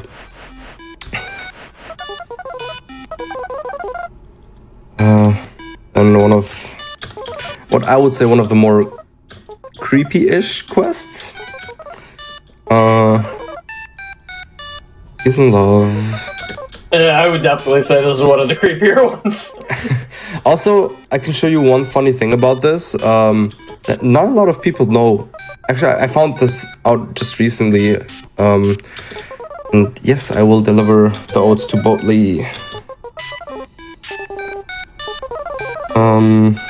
This little description that doesn't really... Actually, yeah, I guess it does help. Somewhat. Yes, we know that you watch her do her oat or make her oats. No watching her sleep, Grin, please. Alright. So here, when you want to... Because you know how you can, like, show other characters certain items? Yep. Like this. But if you show Grin the oats, yeah, he says that this. Which I would say doesn't make things better. Does not make that better. Sure, it's love, Grin. You just put love in there. But yeah, not a lot of people know it. And yeah. Hold up. Oh no, actually no, I did not. I thought I just forgot a quest, but I didn't. Also, Morton lovely quest. You just place him on the ground. I love Morton's quest. I love Morton. Morton is great. Yes. Boldly, you get your oats. Beep, boop, boop, beep. Exactly. And Buddy go brr again.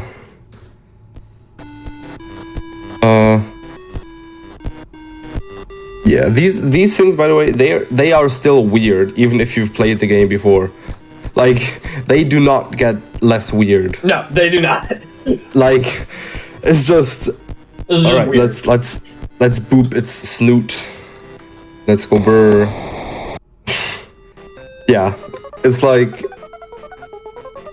if you've played. No, there's nothing wrong, buddy. You're doing a great job.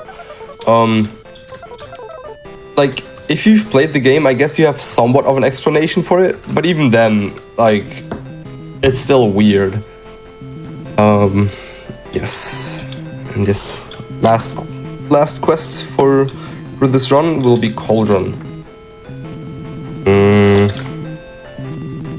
His quest is pretty straightforward. You just need to throw 3 things into his pot, or what other people would say his mouth. So we'll choose Morton, roller skates, and coin. It doesn't really matter what you put in here. I just think that it saves like a bit of scrolling through the inventory when you pick up Morton and then give him Morton first. But you'll see why in just a second once he's done. I'll get my soup tomorrow. Don't worry. We definitely didn't just put a character in the soup. Oh Don't worry about it. no, we didn't. Don't worry. Yeah. But yeah, thank you for giving me back the stuff, Bana. And indeed, you're right. I do not want to know where you found them. But yeah, that's why the first item that you give him, you'll get them back in the same order. That's why I like picking him up last and then giving him to Cauldron. Saves like a bit scrolling. And then we'll strategically place him right here as our last quest that we need to do. And this is I love this scene because I also love watching other people get this scene. Because of this. Very interesting. Yes, I'm having fun. I do enjoy your company, buddy. And yes, I'm also your friend. At least I would hope to be. By the way, if you're wondering whether it's faster to just walk out of the room instead of just talking to this, yeah. That answers that. Yeah, then fastest thing is just to activate or like to trigger his his grabbing and then just walk into it. There is a whole other scene where you can walk into the top room and then like dodge his hand for a bit. But you don't really need to. You can just walk straight into it as fast as you can. Yes. Now time for the final quest already. So I'm strong and I'm your hero, I know. Yes, we went closer. The thing that I also really love about this game is the very subtle and just weird jokes at times. Like they just feel so out of place, but I just love them because they're still funny to me. I don't know. And yeah, now the wise old rock with a top hat that looks like a drink. Tell us how he defeated the vile beast. It is a top hat. Oh yeah. God, I legitimately thought that was a drink. Yeah, I do consider it a drink, but it's supposed to be a top hat. It doesn't make it better that the fact that when he speaks, he doesn't have a mouth that he moves. Yeah. It's just the top hat that moves. Like the straw, I guess. It doesn't make things better, but yeah. Yeah, and here he basically just explains you about the very interesting named enemy called the Snoodlewonker, which is pretty much your main enemy in this.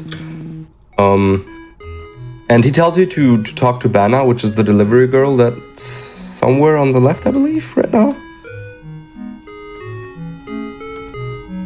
All right, or not. And there she is. You have to talk to her. If you haven't played the game yet, you need to talk to her, and then she'll tell you where you need to go. But we don't really need that. Like, it's something that you can skip if you know where you need to go. Which doesn't always happen. There's some parts where you actually need to talk to characters to be able to go a certain place. But in this case, you can just skip the text with Banna. And I don't know that Banna is... Yeah, sorry? I was gonna say, I don't know that we actually mentioned it. You are going for the second ending. Oh, yeah. I'm doing the second ending, which is considered the neutral ending. Yeah. Call it neutral, call it somewhat good, somewhat bad. I don't know. Yes, the secret chamber. Just for the sake of it, I'm gonna explain why there's ashes here. Because I would say that there's really not a lot of people who know it, but this is actually an Easter egg towards the demo of the game. Because in the demo, this room already existed, but only in the text adventure. And if you entered the room, you would see four creatures, which are the devs, basically. And then they'll thank you for playing the demo, etc. And then they turn to ashes. So I like that they still left them in there. Oh, that's pretty awesome. Tribute to that. Oh, spooky. I mean, there's nothing really spooky about it, right? It's just a sword. Yeah, there's nothing here. Yeah, it's just a blue butter knife, or sword, as someone would call it. Oh, also, I forgot to mention, we just before this, when we picked up the key, we made our first, somewhat important decision for the run that I'm going to do, or the strat that I'm going to use, which is in that room, in the hidden chamber. We picked the scythe, and that's going to be pretty important for later in the run. Because with that we can get back the time that we lost by doing the longer quests with Rudy, for example.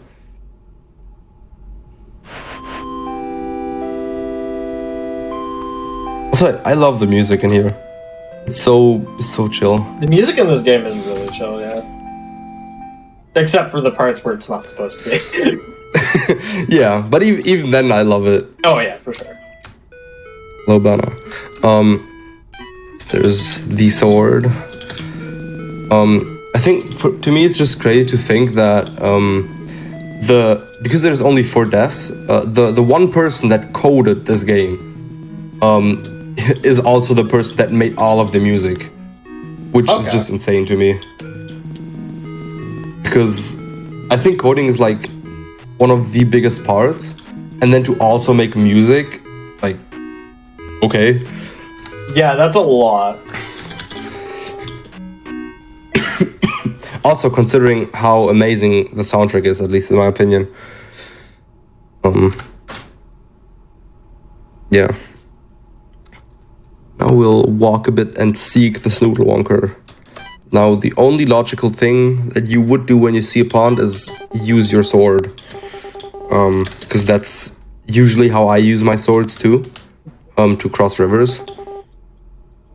But sadly we leave our cat behind. No. Not dog. Which might be better for the cat, considering how rough of a fight this is gonna be against the vile creature called Snoodle Wonker. Yeah, totally Snoodle Wonker. There is no Groucho, you didn't see that. It's Snoodle.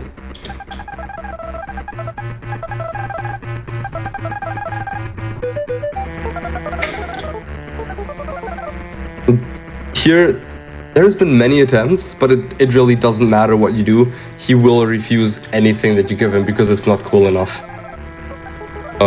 So you can't skip anything here. You have to slay the beast or give him the sword, which I guess also works.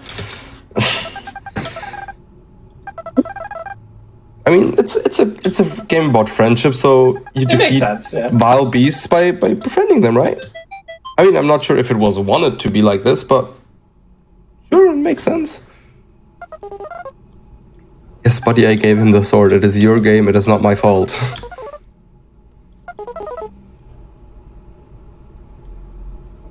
Alright, now just calm game, walk back.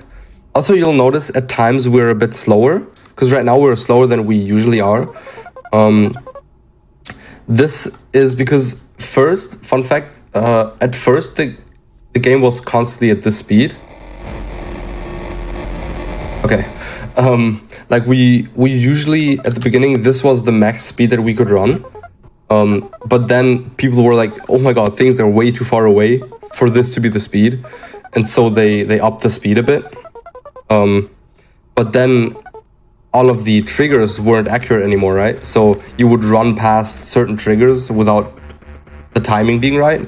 So they changed the speed back to the old speed whenever there's whenever there could be that issue. So you'll just get slower or faster at times, which is interesting. That makes a lot of sense now. I always wondered about that. Because some people are like, wait, why am I, hello? Be fast, please. But yeah, that's because they didn't, which I understand, they didn't want to change the whole scene just because of some running speed. Yeah. But yeah, this right now, this is, you don't have to do anything. Or like, you can't really do anything besides walk and admire the fact that its eyes follow you. Which blew my mind the first time I saw it. I haven't noticed that. But yeah, usually here you can just run around and I don't know, have a bit of fun. Because it's timed, it doesn't matter where you are. Unless you're standing underneath him, then it doesn't work. So you need to be like not where his mouth would be right now. But as long as you're somewhere else, he's gonna trigger whenever he feels like doing it. Just I think it's a set time, so it's not RNG, fortunately. I believe it is a set time, yeah. Now we just wait while the screen gets all jiggly, wiggly, and weird. It's probably fine. Yeah, nothing bad happening. Yes, buddy, time to panic.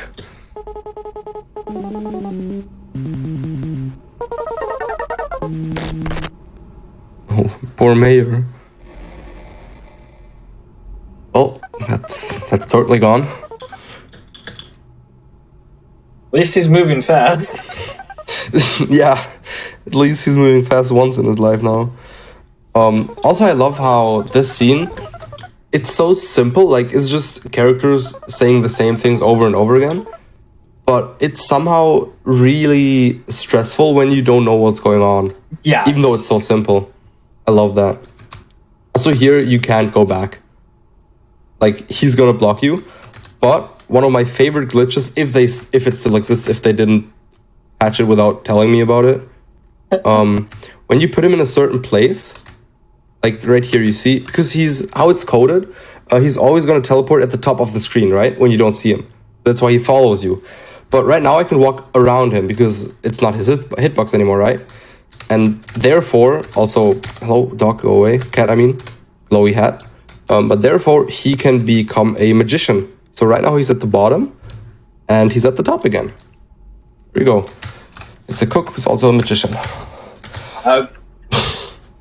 I didn't realize he teleported. I never tried to go back for this part. I didn't realize this happened. Yeah, it's like, why would you do that? But once you know it, it's so funny to me. That's awesome. Because he's just way too fast. Yeah. I think, I don't even know why. Also here you can get somewhat bad RNG. I can't really show it anymore because now I really can't get back. Yeah. But it can happen that your pet just stands in the door, and you can't push him, but it's not as fast as just walking. Yeah. So it can be really annoying. But I'm happy that you can push him now, because there were times where that wasn't a thing. Those were sad times when he was in the door. Yes, we had so much fun. Also, thank you, buddy, for turning my lantern on, because I did not want to bother with that. Very kind of you.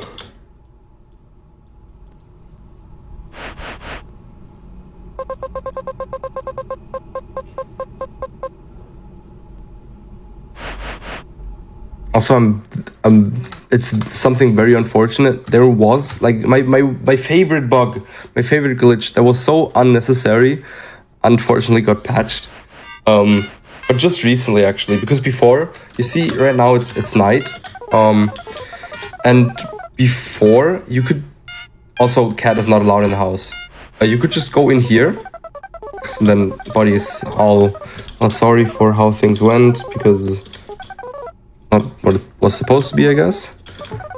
And yes, buddy, you are doing your best. Please let me continue the game now. Thank you. Yeah, before when you walked out, it was just daytime, and it was kind of funny. They fixed it, unfortunately. But yes, I will sleep now.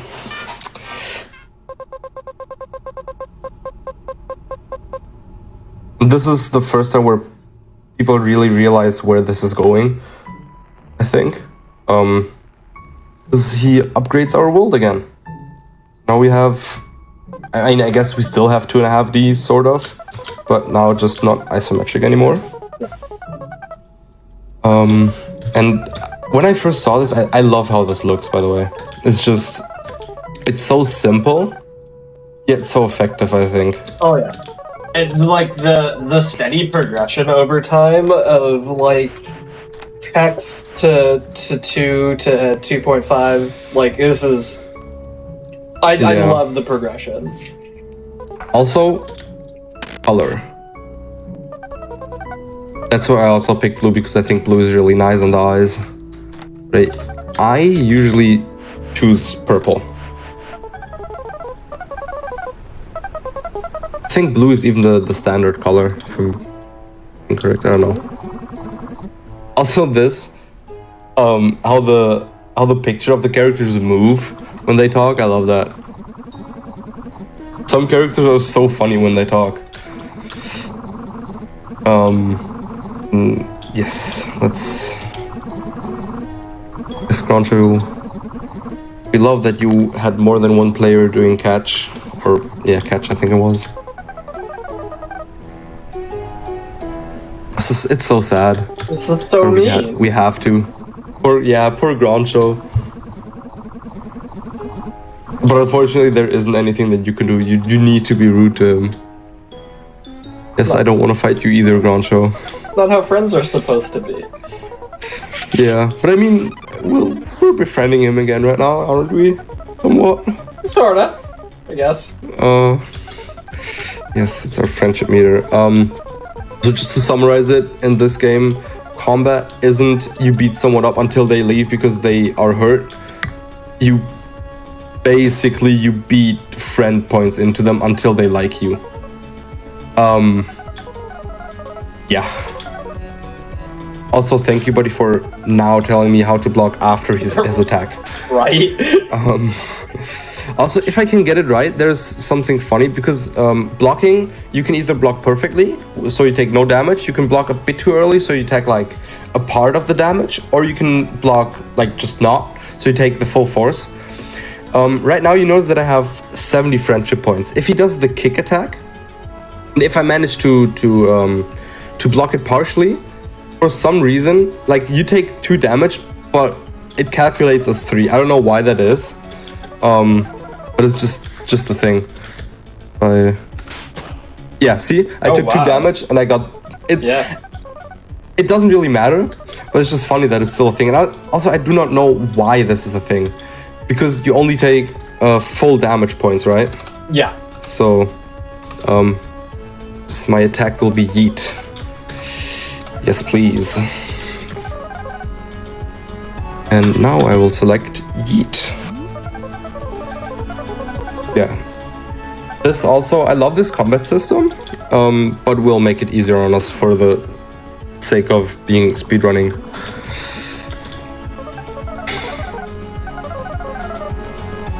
Alright. And poor ground show, just crying. Blocking is pretty hard. It's probably gonna look like the easiest, like fairly easy when I do it because I'm used to it. But in this, I think especially when you're just getting started with it, blocking can be pretty hard to time correctly. Because it's fairly finicky at the beginning.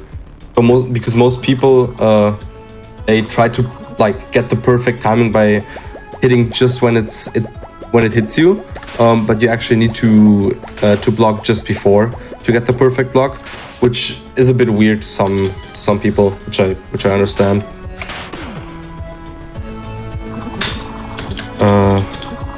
Yeah, let's wait until oh no, poor ground show, I'm sorry. Wait, did I? Yeah, I took the roller skates. Yeah, okay, good. Yes.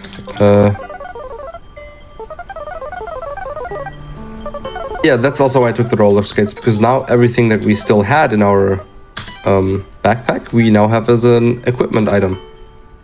Also, I forgot, I didn't have to take the breakfast. I think if you don't take it, it actually saves you a few seconds by him talking about tab and like the inventory. But I just couldn't bring myself to be rude to Buddy there. This is really sad if you don't take the breakfast, and I do not want that. But yeah, the roller skates are, I think, one of the best items for speedrunning, because if you compare the speed, if you don't have them on, to when you have them on, it's almost twice as fast. Yeah. Or at least it feels like it. Also, haha. It's where one of the documents is, by the way. But yeah. Also, what I love is that even though it's like a 2.5D adventure game right now, it still has this text adventure part to it by just typing your answers. Which I like that it still sort of keeps that. Yeah, that kind of gameplay throughout. I thought it was a nice little thing. Still no left hand for you? I'm sorry. Find one eventually. Right, buddy, what is your surprise? Party members. Yeah, this is why we did the quest that we did, because of the party members, and also because of the items, because every character will give you a certain item that has certain effects, and usually also house Gober. Most, or like the top runs right now, I think, if I'm being correct, they use Franz and Bean. But I am actually using someone else, and for that I need Rudy's item. Yeah, Rudy with his. You would think that he's gonna be pretty strong with his big arms, which is correct, but I don't think it's because of his arms, because yeah, he just forgets them. Which is it's the best thing ever, because it gets me every single time. Also now it's the whole head that moves in his picture, not only his straw, and sometimes it's a straw. But yes, Morton, let's go on an adventure. Also, if you're wondering how a rock moves, obviously with a skateboard, because that's how rocks move. Big fan of Tony Hawk. Yes. With his own little fan base with Lloyd, but we don't see Lloyd in this run, unfortunately.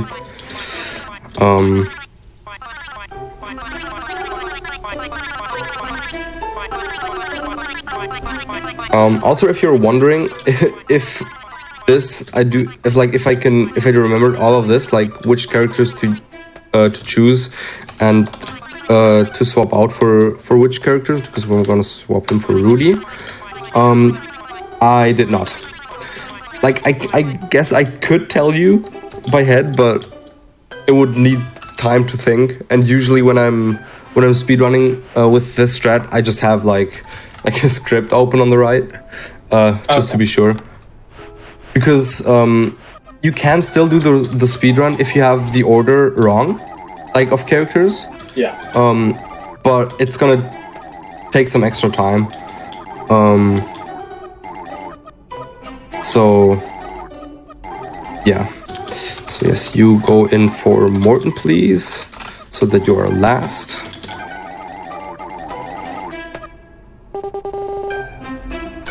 Also, I think actually no, I'm gonna because I just skipped through his text. Basically what he's saying, like what Bean is saying, is he's asking us to take him on adventure, obviously, and that he will gladly throw his kids at our enemies,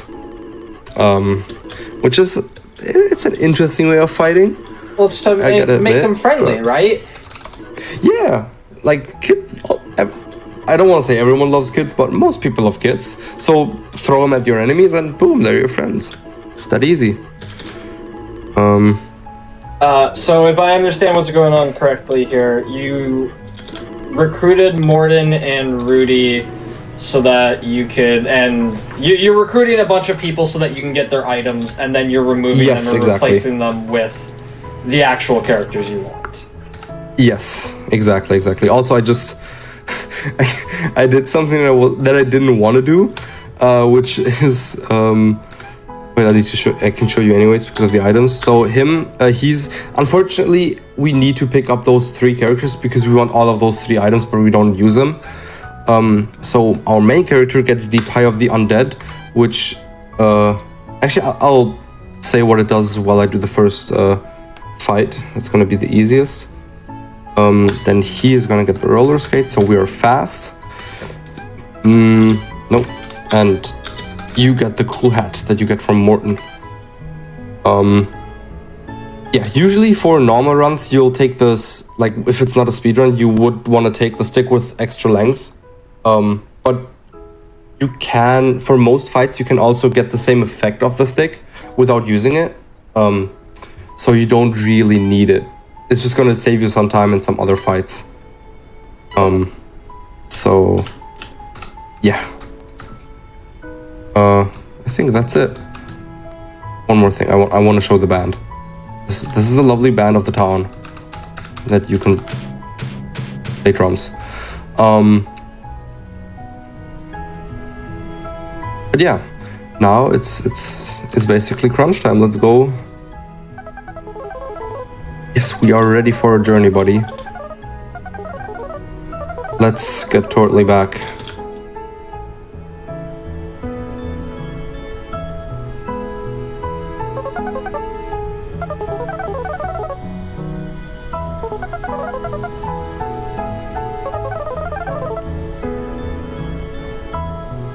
Because he asked so nice, let's talk to him once in a second. Also, I did something I didn't want to do earlier when I was talking to Cauldron, because when you talk to him, he's gonna give you his soup that he made for you, obviously the day before, and I didn't realize that he wanted to give me the soup, so I have a soup called Yes now. Yeah, it just is what it is. Let's talk to Buddy. Yes, Buddy, plugs are gross. We know that. Hello, Groncho. How are you doing? Oh, how much I want to do in my party, Groncho, you don't know. But now I'm betraying you again with having a different party. Poor Groncho. Yeah. Oh, man. I'm officially unforgiven. Yeah, I take that, honestly. But yeah, now you see why blocking is not the easiest for most people. Also, I like the fact that if you have an item that gives you a buff or like an effect, like in this case the cool head on bean gives me kudos, which deals double damage. It basically slows down because when they attack first, they just like you go into the fight and they just attack. But when you have something that gives you a buff, you have some time to like get ready for it. Which is very helpful for one fight in particular, because some people get scared, like get jump scared by it, and then they're still scared, but it's already attacking. So Yeah. I think you know which one I mean. Yep. Also, I cannot block that kick on Cauldron. It's just a thing.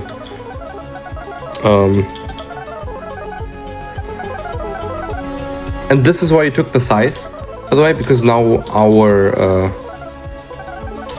main, like our not main attack, our ultimate attack is love tap. And love tap basically, bear with me spamming my keys.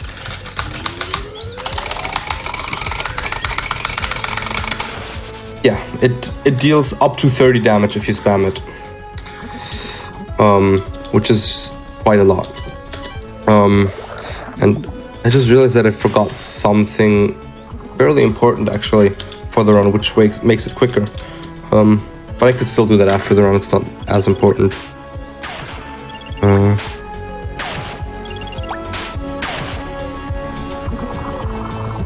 All right. Goodbye, ground show.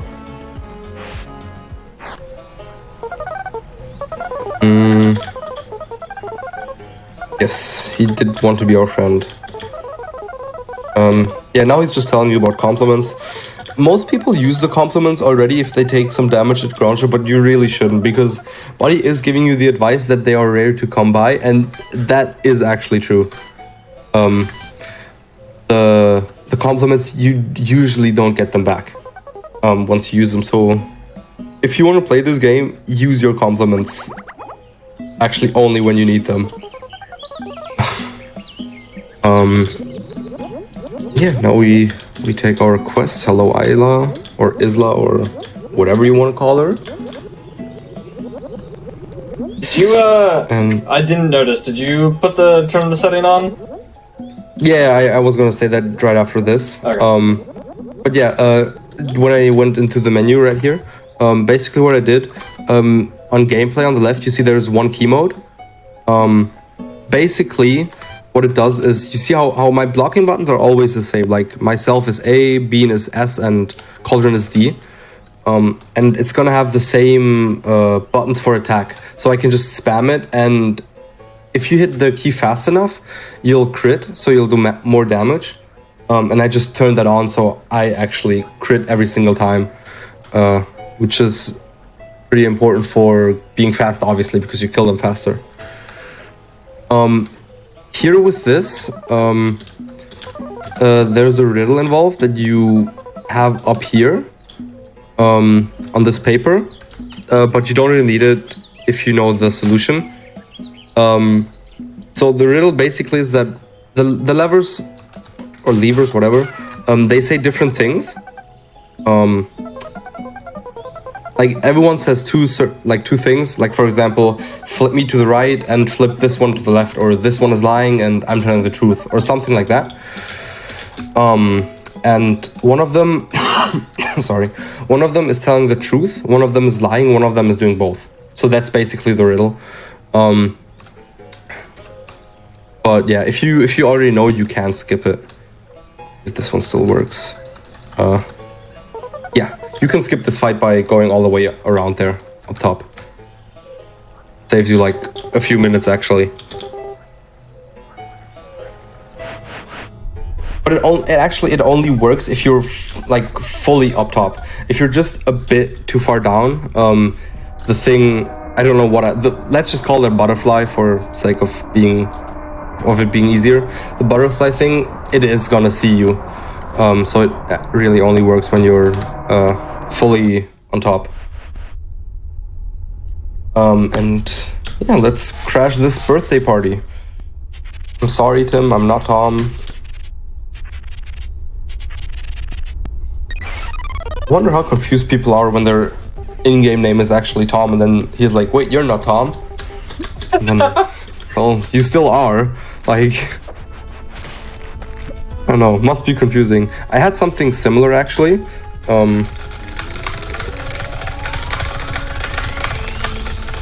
Okay, I'm just trying to not talk when I do love tap, because I think it would be way too loud. But yeah, I had something similar with earlier. You realized that the thing said Milo first for the dog. Yeah. I had someone who had two pets, two dogs, and he named his in-game dog his like the first dog, and then the game said Milo, but his second dog's name was Milo, and he was so freaked out by the fact that the game, I guess, figured out the name of his second dog. Like, he was so shook when he saw that. It was so funny. But it's just a good coincidence, I guess. Oh, that would be... I would be creeped out. Yeah, especially when you never said anything about a Milo, and now the game's just guessing it. Like, it must be weird. Yeah. This is one of the easier fights, by the way, because his attacks are fair. Like his throwing attack of his, I don't know, what's that? His mustache or his, I don't know, man. I don't know, mantises. I don't know. I never saw it as a mustache, but now I can't unsee it. Yeah, I guess it's the things that they have, but I don't know. But yeah, his attacks are pretty slow. Also, I didn't mention it, but Clown Party. Almost died there, damn. But yeah, hello. And now, by the way, because we beat friendship into him, because that's how friendship works. Actually, please don't do that. But now that we did that, he made it our birthday party. Even though it is not our birthday. And we get a blug. Not a blug, an eye that can fly. And that is also a child of Isla. For a lovely present.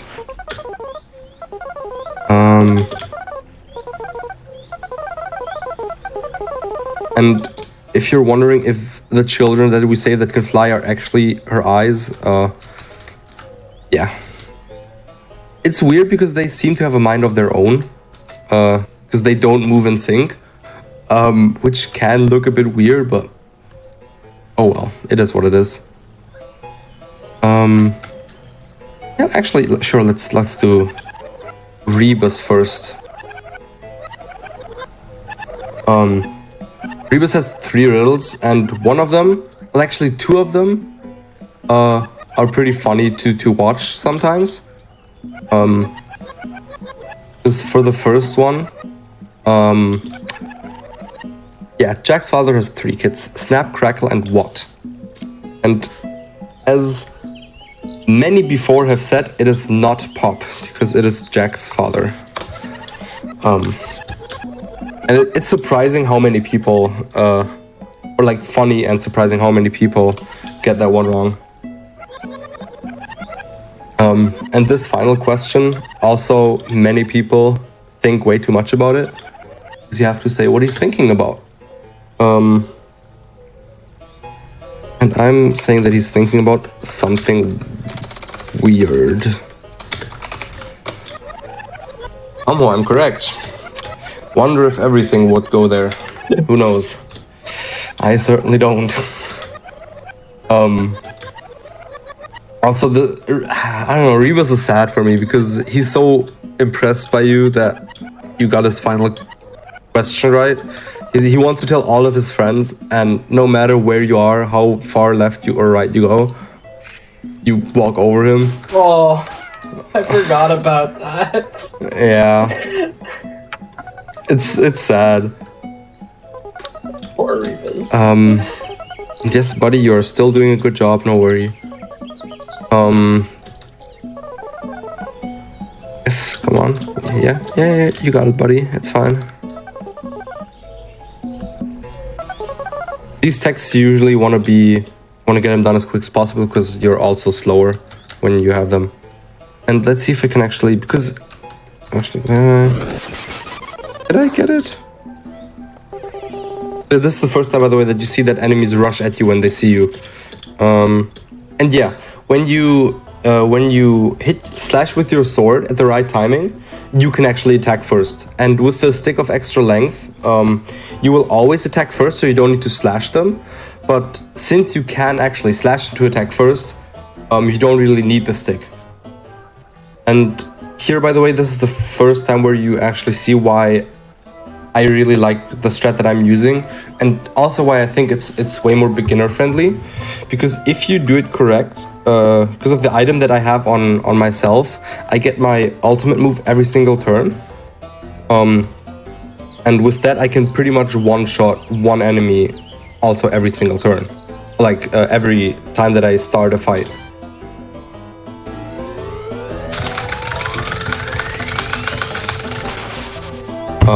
With that damage. And even if you don't fully befriend him, this attack of Cauldron deals splash damage to everyone. So this will usually then finish off the bottom character. And then you just use Bean's normal attack, which for some reason deals more than the main character's ultimate attack. And you one-shot the top guy too. So pretty much you one-shot two guys every single fight with the strategy that I'm using. And that's why I think it's worth to actually take the time and do Rudy's quest, because you just get so much time out of this. Yeah, so you take a little bit of a slower route in the beginning, but you make up for it in the end. Yeah, exactly. And also you have less... It's not only that you beat the fights faster, it's also that the less enemies there are, the less attack animations there are of them. So that's also something that you save. And yeah, here Buddy first tells you that you can slash them by and attack first that way. Hello? Okay.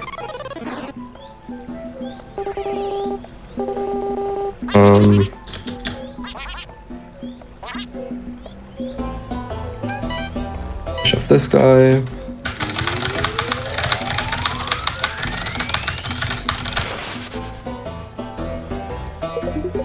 This, like, when you first do this, it's pretty cool. But then once you played the game a few times, this part gets fairly repetitive. But at the same time, I think it's still pretty cool because you can obviously you can take different party members, have different attacks. So even though it is mostly the same route, I think it's still really like is really replayable due to the different options that you can take. Yeah, that was one thing I liked about Great it. block. Is that, like, there is a lot of replayability to it, just besides going to the different endings. Yeah, just to like see the different scenes as well. Yeah, because there is still gonna be quite a few, even though, like as I just said, it is the same route every single time, but even still there's many scenes that we won't see during the run. There are not only ending scenes, also in between. Yeah. Also here, you see that tree on the right? Most people don't realize that, but there's you can actually save quite a bit of time with that, which I'll show after the fight.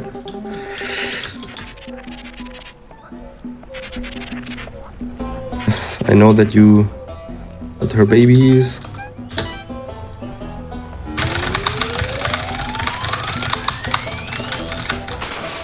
As always, only fight one, because that's how we do things. And yeah, as you see, I didn't fully one-shot him, but he's almost done. So doing this should just finish him off. Yeah, that's also why I always attack the middle guy, because something that the game doesn't tell you, but that's a fact, the middle guy always, except for one fight, always has text, or like something that he says, which, by the way, I love the comments that they give, if you want to read them. But that text, or like that thing that he says, basically it acts as sort of a damage cap. And so, for example, when the code is like, okay, this guy will talk once he took, let's say, 8 damage. Then after 8 damage, after the tech, he's gonna talk. But it doesn't matter how much damage you deal him. You could deal him like 80 damage. He's still only gonna take those 8 damage. And that's also why it's important when you do this strat to only attack the bottom and the top guy first with the strong attacks, because they can actually be one-shot. The middle guy, he can never be one-shot. So that's something that some people don't realize. And here, something that I just recently realized for speedruns, most people, they're just like, okay, let's open this and then go back. But it's actually better because this is like a shortcut just to get back faster. But I'm breaking this first because once I do this, Buddy's gonna talk to me. And whenever Buddy talks, you can't slash your sword.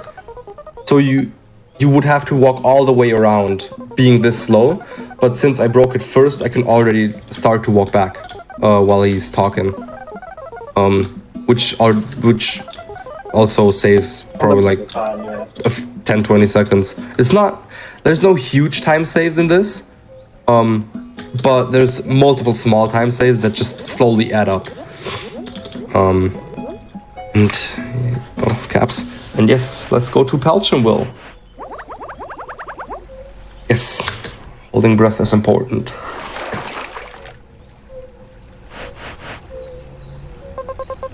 Because that's also how I usually travel from island to island. Like boats, honestly, boats are just overrated. I usually just find someone and then just like dive there with them, right? So that's the main thing to go.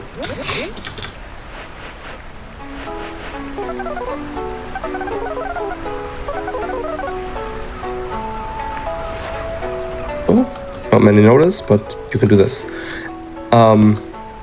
Was a little secret. Anyways, new area. With some funky music, which I love. If it would play music. Yes, buddy, you're pushing yourself and it hurts. But you are doing a great job, don't worry about it.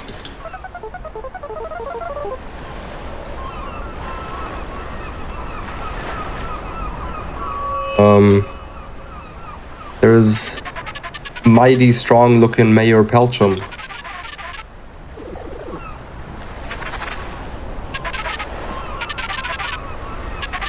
We are too strong for the rafts, but you are not, unfortunately.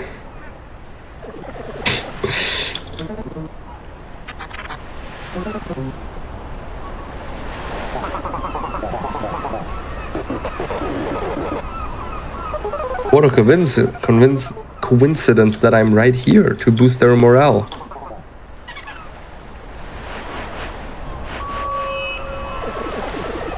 How convenient. Yeah, what advice can we give them? Be cool. Stay strong. Please. What should we do? I don't know. Get a new mayor. It doesn't really matter what you say here, honestly. It's just for the funsies. You can say whatever. For speedrunning purposes, you usually just like type a letter and then just send it. It doesn't really matter.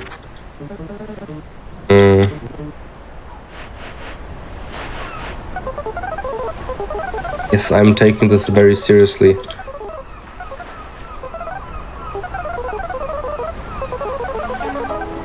This area, there's also a lot to discover, actually. Like, you can walk back, there's a few things, because now you see that the characters are all spread around. And just things do just keep getting better. So there's many characters, but we won't talk to them because you don't really need to talk to them. But yeah, you can if you wanted to. And this, I would say, is the only thing that makes my run somewhat hard. And will actually, hold on, wrong thing.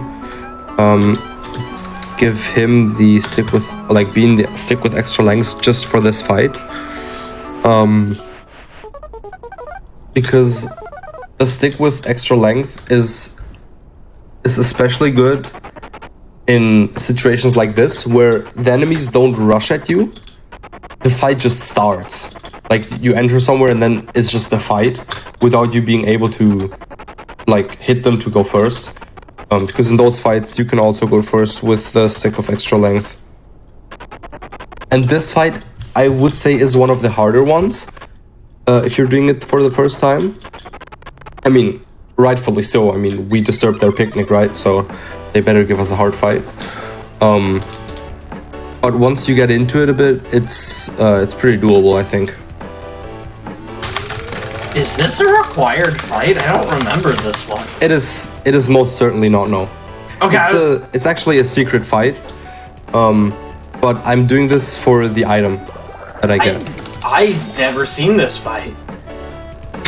Yeah, it's so you saw the boxes that I broke? Yeah.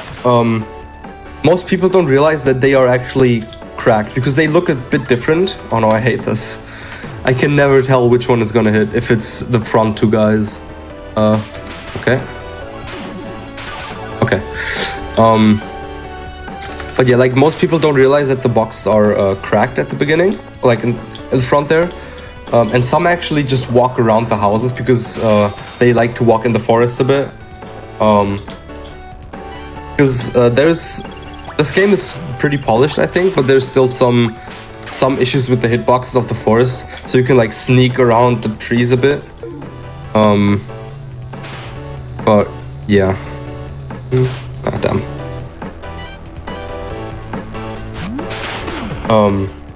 But yeah, this is just for the item, really.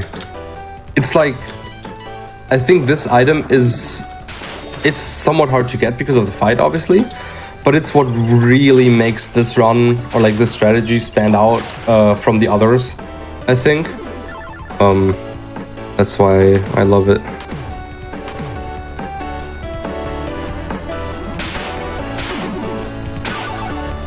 But we won't use the item now. I'm just doing the fight now so that because I need to be up here, somewhat up here anyways.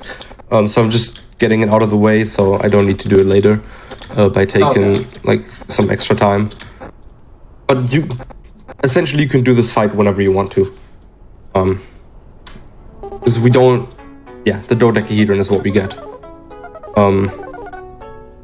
But yeah, we don't really need it yet. This is what I mean. Most people, they figure out that then, oh, they can walk back here, and then this is how they get there. They don't realize that you can break those boxes. Okay. But yeah, now that we have this out of the way, let's go talk to Reginald the Wise.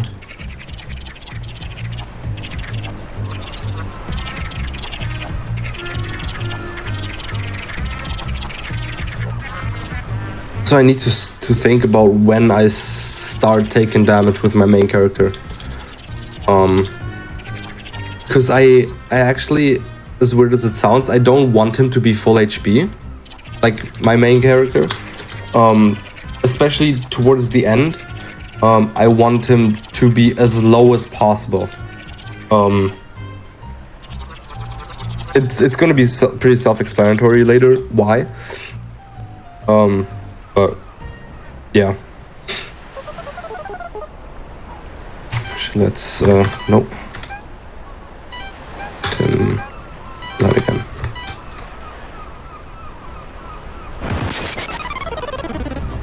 Did I miss him?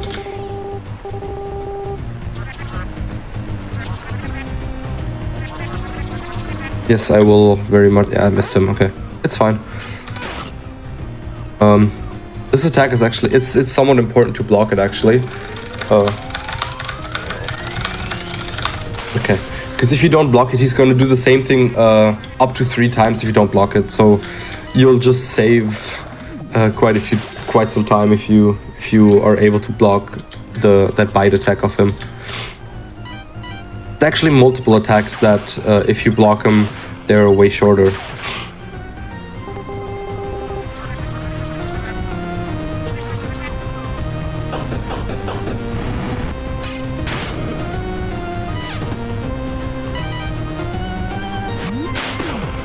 Fight Tiny Joey. Yes, fight for your place, Tiny Joey. You got this. I'm sure you won't just get beat or anything. 'Cause he's not way bigger and stronger than you. Still feel sorry for this. Because why wouldn't he just do that, right? Totally, totally logical thing that if you're captured, you just wait and then you just do a rad backflip. Also, I'm sorry that I broke your tree, Reginald. I am. Just trying to help. Yeah.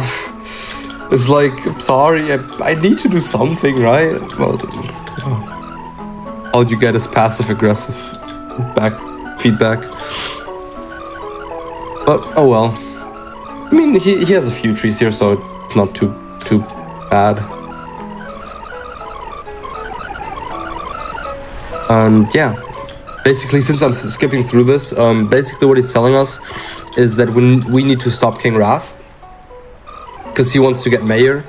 Now that the mayor got unalived by Snoodlewonker, and yeah, he basically tells us to go to the docks to save someone, I think. And yeah, we got a visit.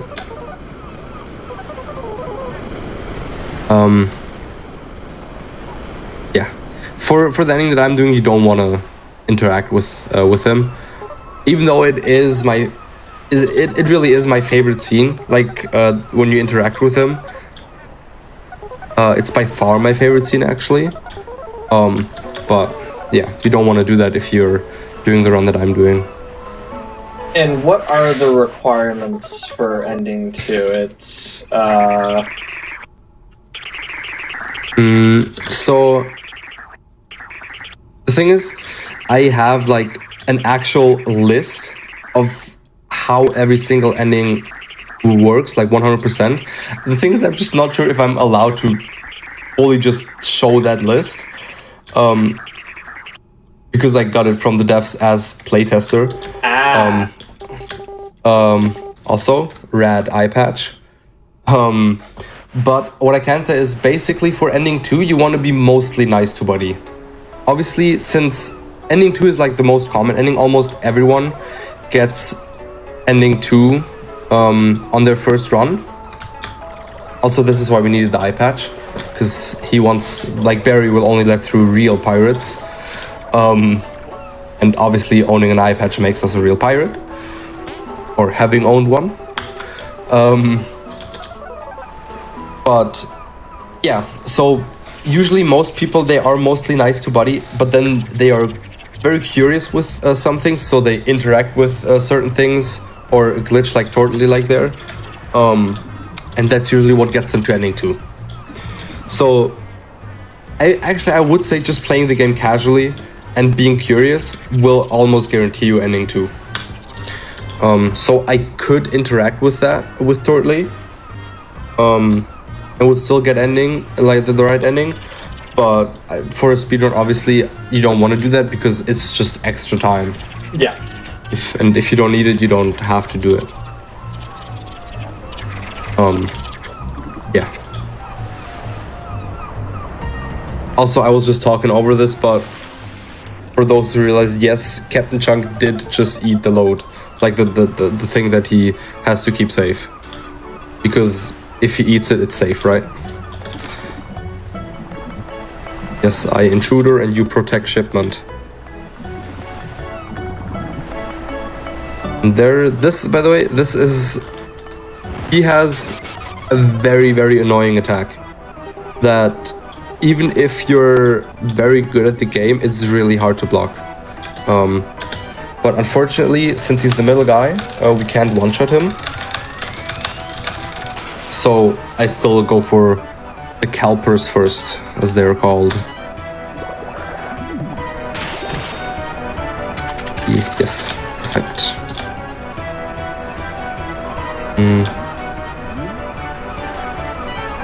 Let's just see if we get lucky with the attack of him. I mean, it doesn't deal massive damage, but it can be annoying to block. Let's see. Yeah, this is the attack. So when he comes from the front, it's fairly easy. But there, as you see, when he's from the back, you have like this right now. This is easy, right? But when he's behind you, you have almost no time to react to his attack. I was actually pretty lucky that I got that. But yeah, there's one other attack that actually, I would almost say two other attacks that I really struggle with blocking.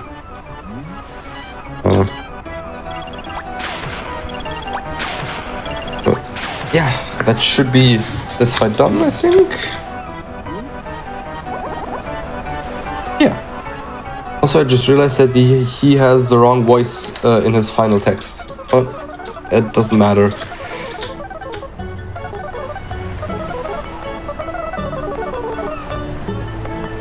Yeah, see?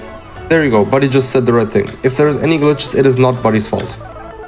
Because even though Buddy is the one who made the game, it's still not his fault.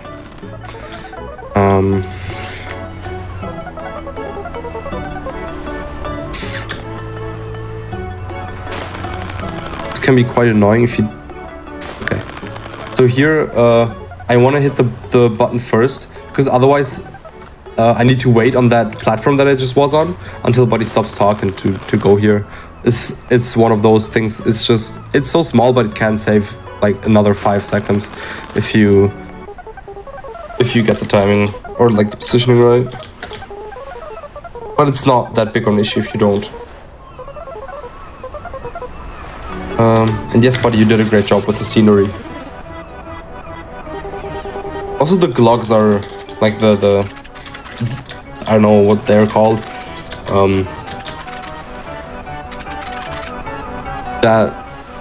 This guy, the Gluggy. Yeah, they're called Gluggy. Okay.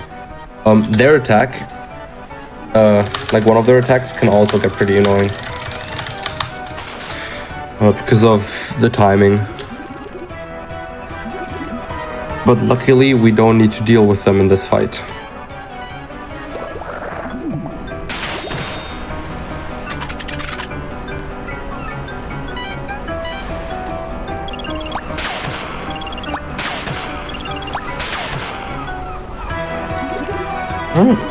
So yeah, these fights right here are pretty much always the same in every speedrun. They don't really change. The only thing that changes really is the party that you have. But other than that, isn't really anything that changes. Is there like any RNG to the physical or just the attacks they do? Yes. So every character, like I think every character but one has 2 attacks. The other one has 4. I want to say 4 or 5. I'm not sure. But other than that, everyone has 2 attacks. But they are pretty similar in terms of length. So it's not as important which one he does. I always forget about this. Oh my god. Every single time. I don't know why, but I just can't remember that this is a thing. But yeah, the only importance is that some attacks are easier to block and some are harder. Also this lovely riddle again, but if you have done it once, you don't need the riddle. You know that you need to hit those 4 levers. Essentially what it is the bolts of the decoy levers, I believe, are tightened, and you need to have all of the decoy levers pointed to the right and all of the other ones to the left. And fortunately enough, almost every lever is already in the right position except for those 4. And also that doesn't change. That's like, it's hard-coded to be like this. So it's not randomized every single time, which is quite good actually for speedruns.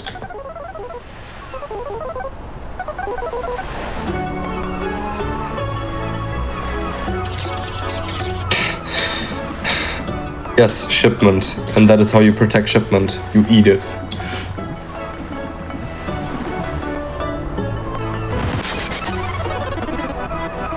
But yeah, for his attack, you can get really good if you get really good RNG for his attack, it will save you a bunch of time if you always get this attack. Because this attack is much quicker than the other one that he has. But you can also get bad RNG, and because I think for him it works in phases. So if he takes a certain amount of damage, he can then do the other attack. But the other attack takes so much more time to fully go through. But you can get good RNG and only get his, what is it, like sandwich attack or whatever he does.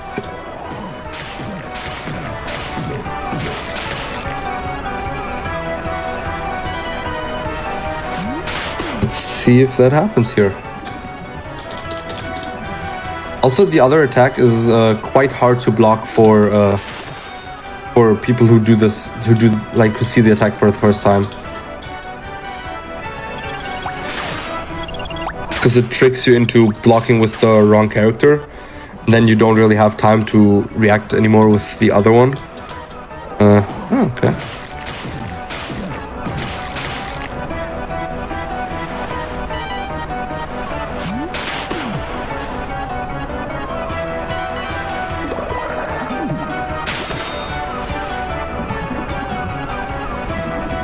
I'm not sure if he gets one more round of attacking, actually.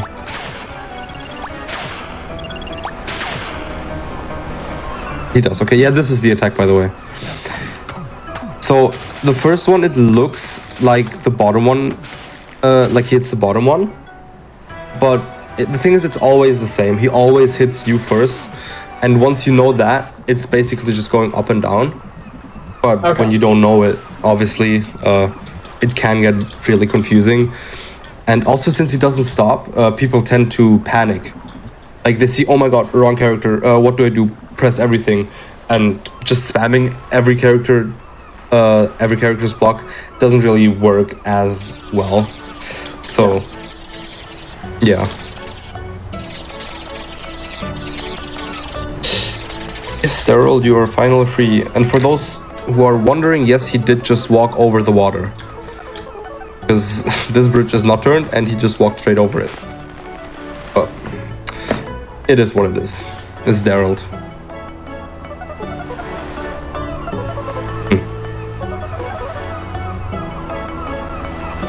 Surely, buddy didn't do anything with our cat. Also hit him for good measure because I do not like him.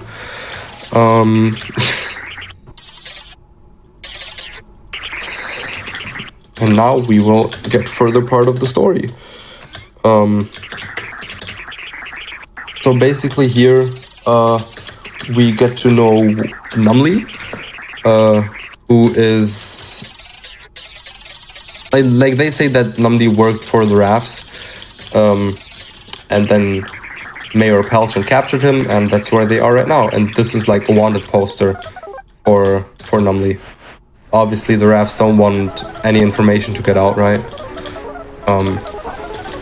So yeah, now we need to go to Numley and fight what I think is of the required fights is one of the hardest ones.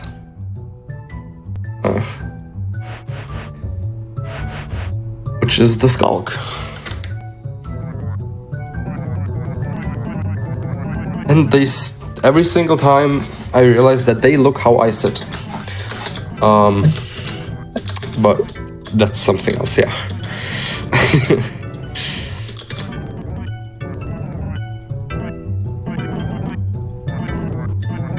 But I love their battle theme. It's one of the best battle themes I think there is.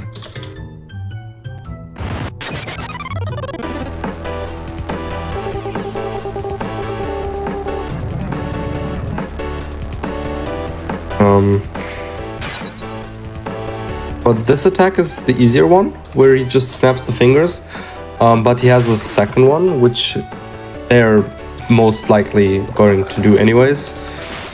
You can get good RNG and only get the finger snaps. That's like pretty much perfect because then you probably won't take any major damage, but you can also get very bad RNG and get the other attack, which is almost guaranteed to hit, I think, just because of how annoying it is. This one, yeah.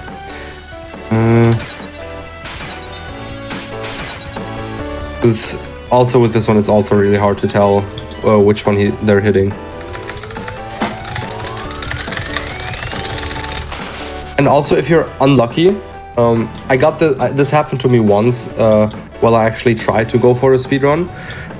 That attack with the hats, I don't know how it scales, but they have a chance, if it hits, they have a chance of buffing themselves. There's certain buffs and debuffs in this game. You just don't see them really in this run. But they have a chance of buffing themselves with, what's it called? I don't know what the debuffs or buffs are called again. But one, they gain extra health, like temporary health. And then they can also get a buff where they heal after every turn. And if you get that combo, it's really annoying because they just have so much more health that you need to take away from them. And it's just not very good for a speedrun. I'm trying to remember any of the buffs and debuff names and I can't right now. Yeah. Hold on, let me... There is Numley.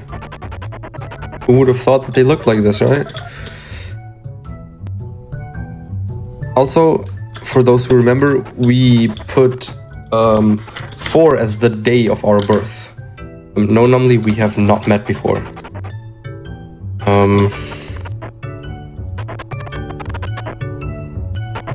Good vibes. Oh yeah, right. Good vibes is one.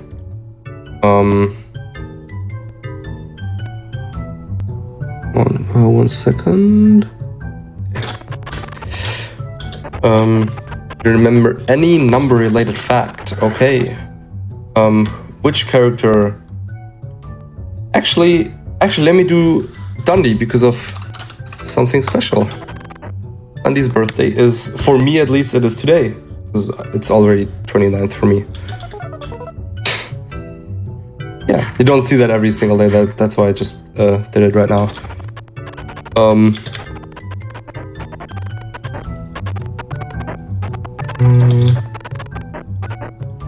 Yes, that is very gross normally. 9819.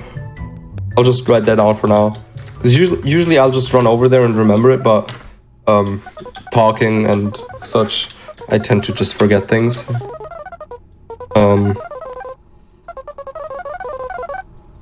Yes, buddy, I'm still enjoying the game. I know that you're trying your best. It is fine, you are still doing a good job, it's paying off. There's... hello? Okay. Oh, by the way, right, I forgot about this. This is also a very interesting scene that we won't see because of ending 2. By the way, the buffs that I meant were emotional barrier, which gives like temporary HP, and good vibes was the one that heals actually, yeah.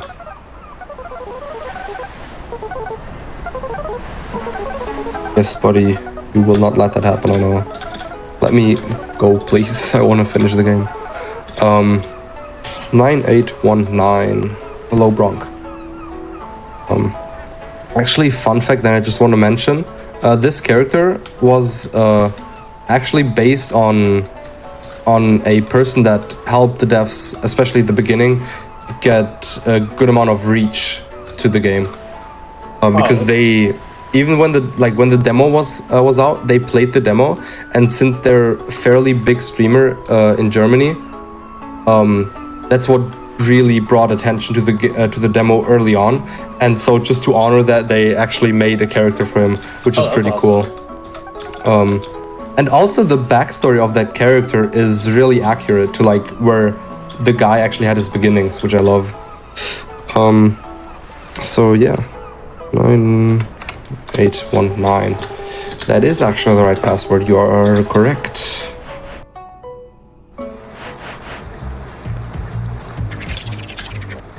Ah yes, the final standoff. Tiny Joey against Joey. Who will win?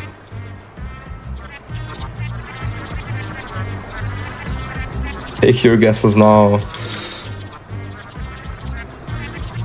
Tiny Joey, I believe in you. I believe in Tiny Joey. He can do it, or I should say Joey, but yeah, I guess we didn't have enough believers. Poor Tiny Joey. Anyways. Jeez, yes, it did not just say Owen, it always said Cruz, don't worry about it.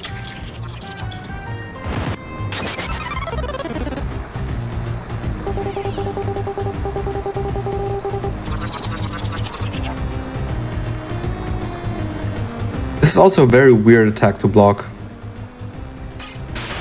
Okay. Because usually he picks you up. It's a very mean attack. He picks you up and just says something rude.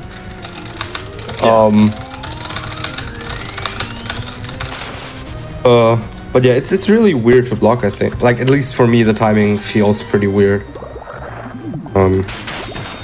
Yeah.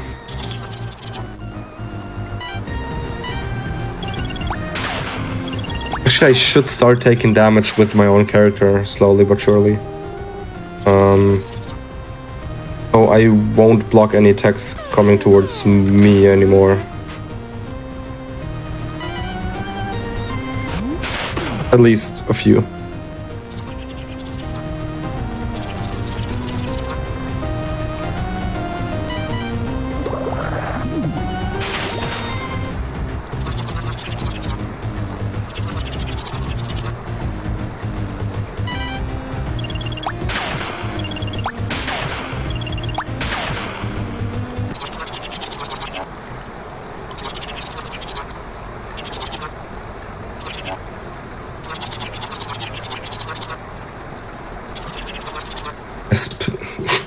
That's so rude. Like, why make Tiny Joey out of him if the other guy isn't even named Joey? Like, come on, don't be that rude to him.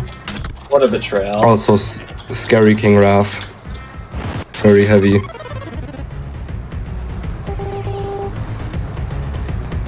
This is also fairly hard fight for beginners, just because it's so many things that you need to look out for.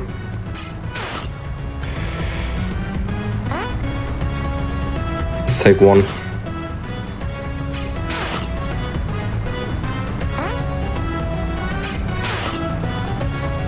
But there is, let's take another one actually. But there is a certain way of doing this. It doesn't guarantee you the win, but it makes it a tad bit easier. Because he also has two attacks, and one attack is relies on the amount of babies he has there. So basically what you want to do is get rid of all of the babies but one, so that then once he does that attack, he's only gonna attack once.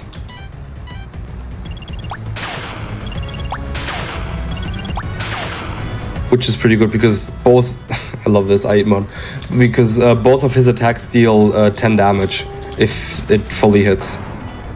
So it's actually pretty good if he does the other attack with only one kid left.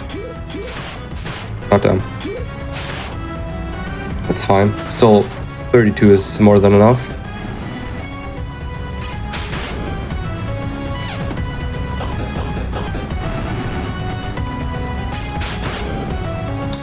Okay.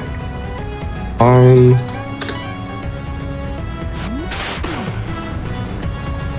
Is he gone? Yes, perfect.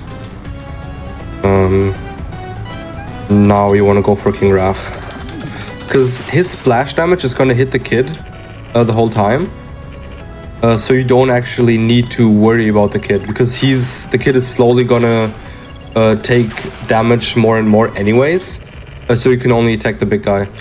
In fact, actually, at some point, you actually wanna just rest with Cauldron, so that you don't accidentally kill the kid too quickly, so that it's still there for when he does the other attack. Oh, that was quick.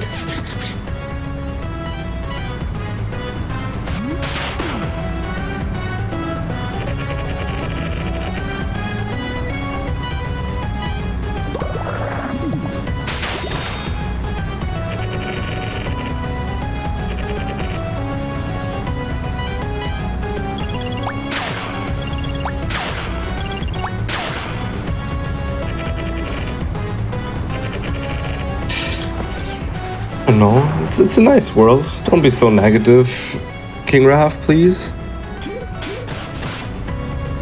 Damn, nice blocks.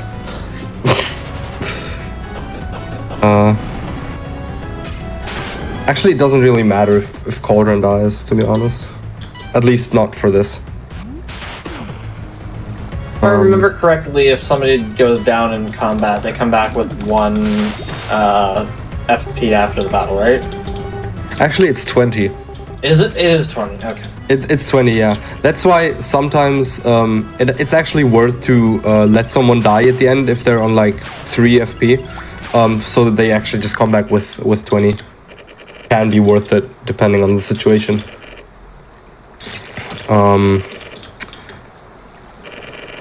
Still at a bit too much HP for my liking, but I don't think I can change anything. I need to get lucky that the kid attacks me, because then I can get a bit more in. Or like can have a bit less HP. It's a bit risky. Like it's sort of a double-sided blade. Like it can be worth it because it makes another part way quicker, but it can also happen that you just die from it. No, that's not me. Okay. So, yeah. And obviously, dying takes longer than just having more HP. It was a lovely journey, buddy. But please let me finish the game.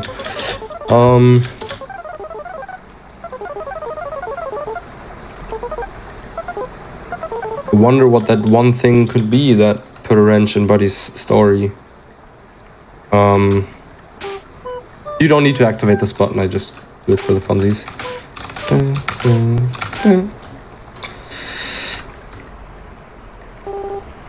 I shall ascend.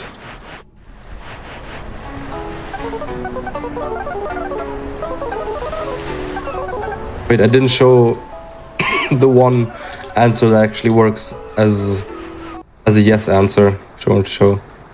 I don't know why this is the thing, but for some reason poggers counts as yes. Yeah. Yeah. There's a few funny ones, but poggers is one of my favorites.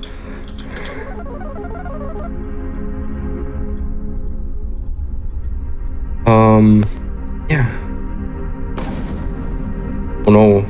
Don't we all love liver puzzles?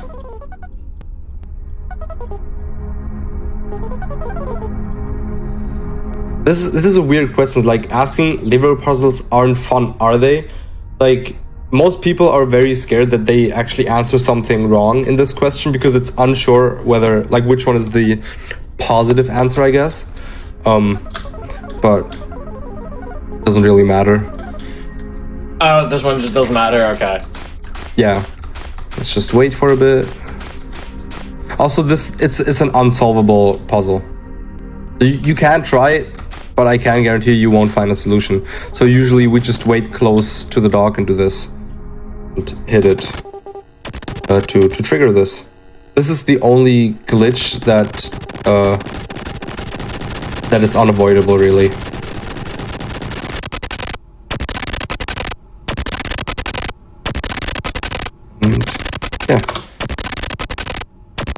And basically what happens there is it's gonna give you like a Windows error message, which I think is pretty cool. And it's basically just saying like Body Simulator was forced to close. Please contact Anacom support for this issue, because Anacom is like the OS. Anacom in this universe, Anacom is our Windows basically. So yeah, the adventure of Cruise.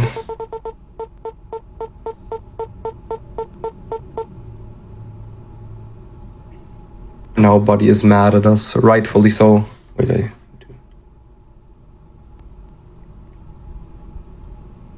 yes, please do the thing. Okay. This can actually sometimes happen.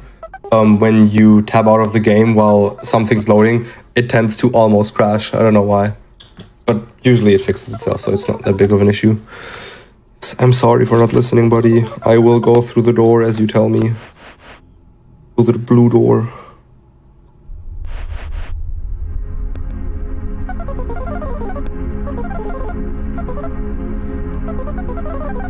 Yeah, somehow we are on the other side of the gate, but that's fine.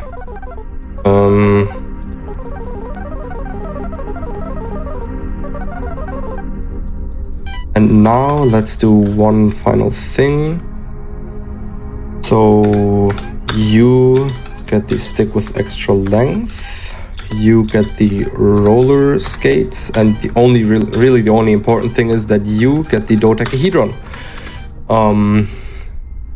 Also, I wanna show this, because the story is basically that Morton is unable to wield the sword anymore because obviously he doesn't have arms anymore, and that's because he lost to the Snoodlewonker because he kind of ate his wife, which is unfortunate for Morton's wife.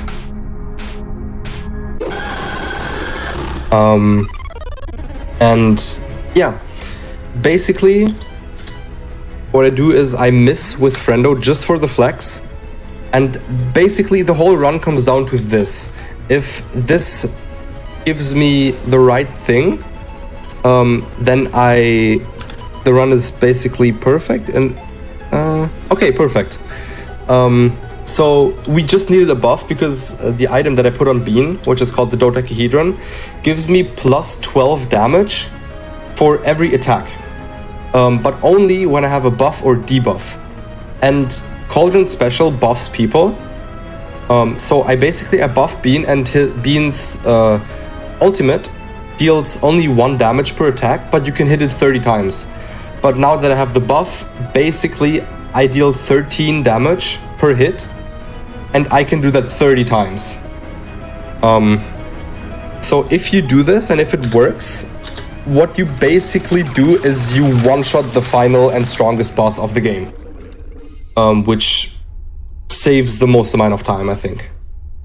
And that's also why I love this strat, because that's why I think it's beginner friendly, because this boss is really hard for most people, because his attacks are really hard to deal with, and this way you just don't have to deal with him at all.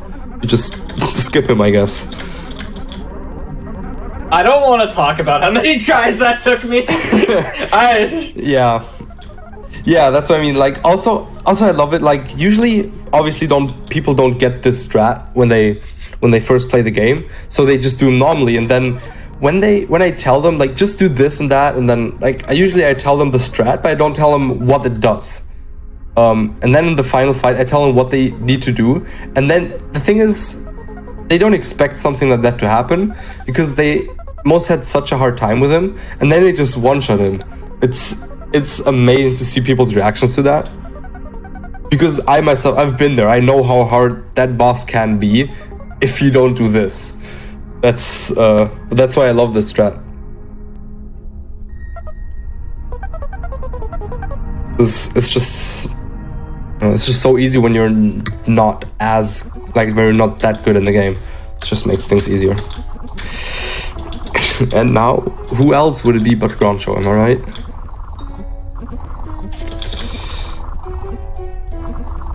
It's fine, Groncho, I've been rude to you. I mean, not that I had a choice, but Groucho's the real victim. Yeah. Also, this timing is a bit off when you do speedrun, because usually Groucho only glitches once the dog hits him, or the pet, in our case a cat. But since I skipped the text, it activates a bit earlier, which can look a bit odd, but it's fine, Groucho, you're doing great. Chill.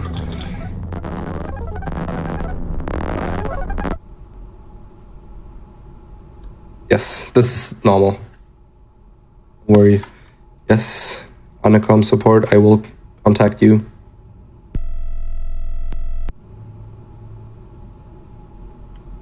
And we broke the game. Totally normal. Yeah. Oh, and by the way, the fact that I had like a black screen with the things around, that only happens because my monitor is an ultra wide monitor. Like usually that doesn't happen. It's just because it's an ultra wide. But this fight, by the way, this is why I wanted to have low HP for after the fights, because this is quicker. Because it's not required to win this. So I want to die as quickly as possible here. And that's why you usually want to have as little HP as possible to this fight. And that's also why I think my strat is really good. Because you don't need to worry about getting hit in the Snoodlewonker fight. So like basically you can get really low in the fight before. Because you just won't get hit in the Snoodlewonker fight. But yeah. Yeah, beating this fight is just for getting some secrets. It's not mandatory to finish the run, really.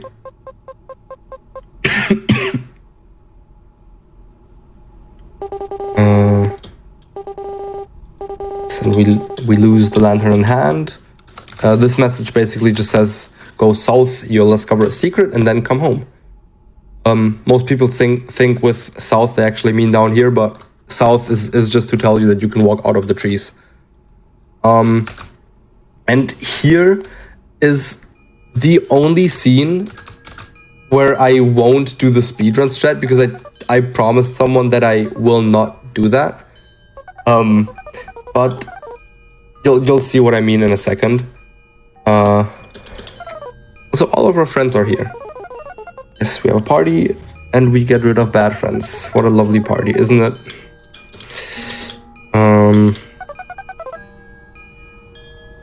Yeah. This is a sad scene. It is. And it is faster to just do it. Like, to just kill the bad friend. It's faster by, I'd say, like a minute. But I promised someone that I will not hurt any pets during this run, so I won't do it just for that. But if you want to know what happens if you do it, I think there's plenty of a few runs on YouTube that do that. Or you could also just play it yourself. Whatever. Both works.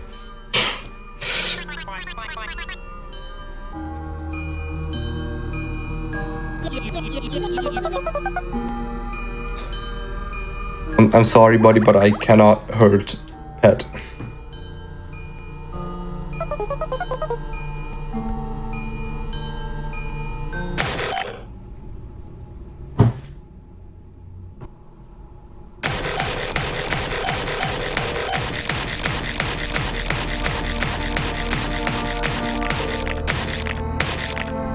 Like, the fact that he repeatedly hits the pet just does not make the scene better at all. It's like, once, okay, I hate you, you've done it, good, that's it. But it just keeps on going.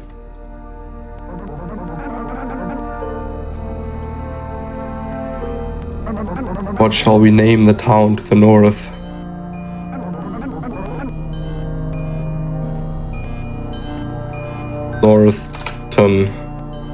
Northton. It's Northton now, I don't care.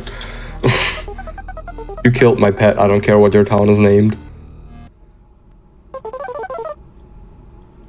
So we're very exhausted after this. The part where the horror comes in.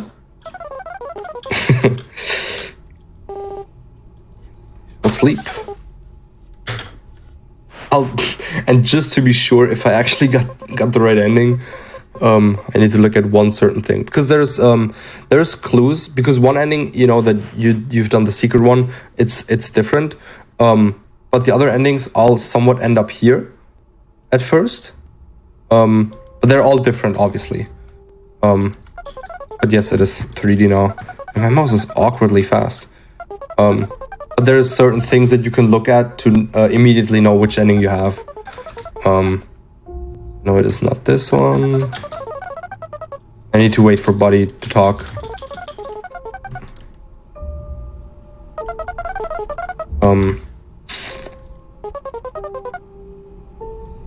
This is our home, Buddy.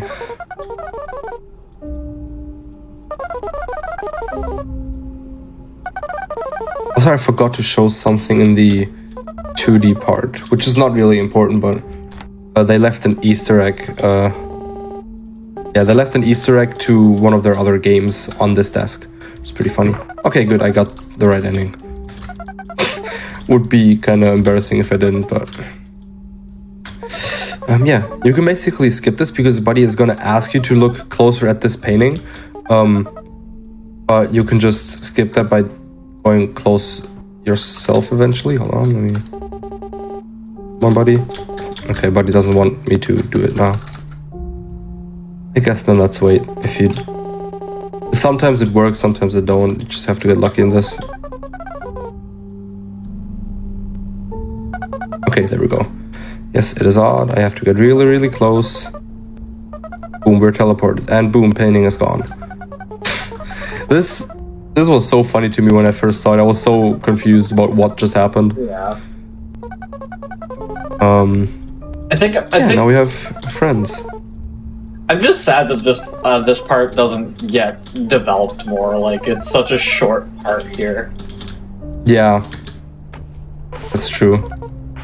But in terms of lore, it also makes sense, really, that this part is so short. Oh, sure. Short. What? Short. I mean. Yeah. I won't fully explain why it makes so much sense in terms of lore, just because maybe someone wants to play it, and that would kind of spoil some parts that I don't want. Like, there's certain things that I'm fine with just saying, but also some things I just really don't want to spoil for people if they want to play it themselves. Which that would be one of those things. But yeah, you can play this out if you wanted to. But you don't need to. The fastest way is to just like... I played it out for an unfortunately long time before I realized. Yeah. It was just... I mean, usually, in the first playthrough, you usually play it out. Yeah. But it's just for the speedrun, it's quicker. Yeah. Ball. Also, this can be done a lot quicker when you actually know the inputs. Because the buttons here, I will say that the buttons here, they are not randomized anymore that you need to press. If Buddy would actually throw it far enough, please. Would be great. This is a bit annoying because it actually matters where you look, how long you're getting the button. Press it.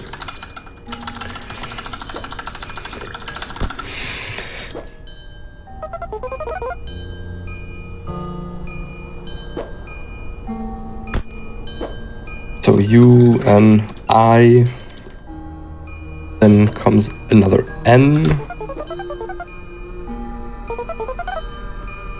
Alright, new game, swings.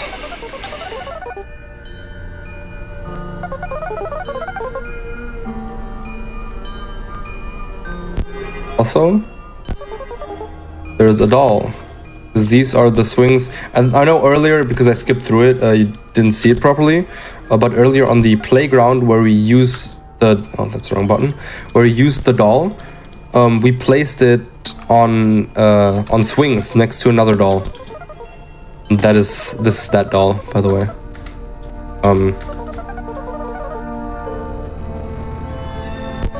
Oh yeah. Come on, buddy, faster. I want to get through this. I want to speed run.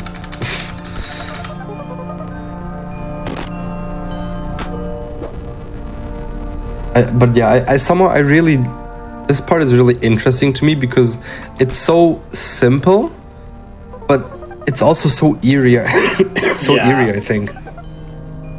Like it's so subtle, that stuff at first, but it just gets worse and worse in a way.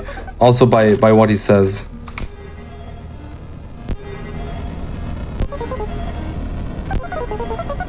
Yeah, like this is. It catches you off guard if you're not definitely really ready for it. Yeah. Use now should be an E and then enter. I think. Yes. Also, fun fact, the enter button that you see here, first it looked like the spacebar, but they changed it because way too many people pressed the spacebar because they just didn't read that it said enter. But now it actually looks like an enter key, which is good.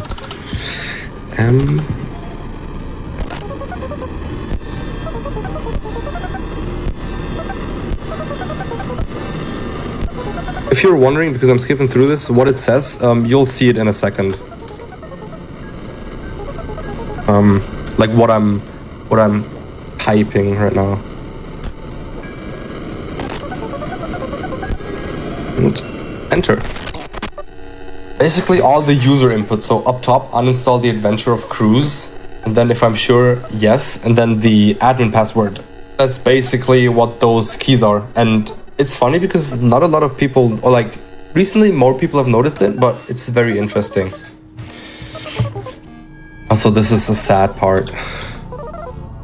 I'm sorry, buddy. I didn't want this to happen. Where are you? Oh, there you are. See more of him when you look to the side. There was no more friendship to discover.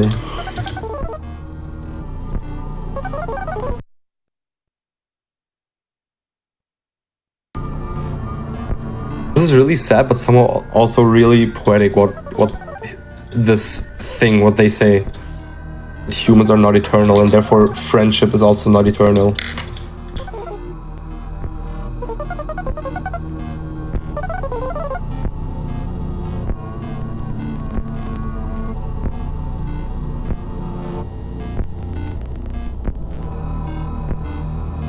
You will exist as a memory in my head. And sad times for Buddy. Sad times for Buddy. Really Sad times for sad. Groncho. I still feel bad about that. Yeah, sad times for Gonsha too. That is true. Yeah.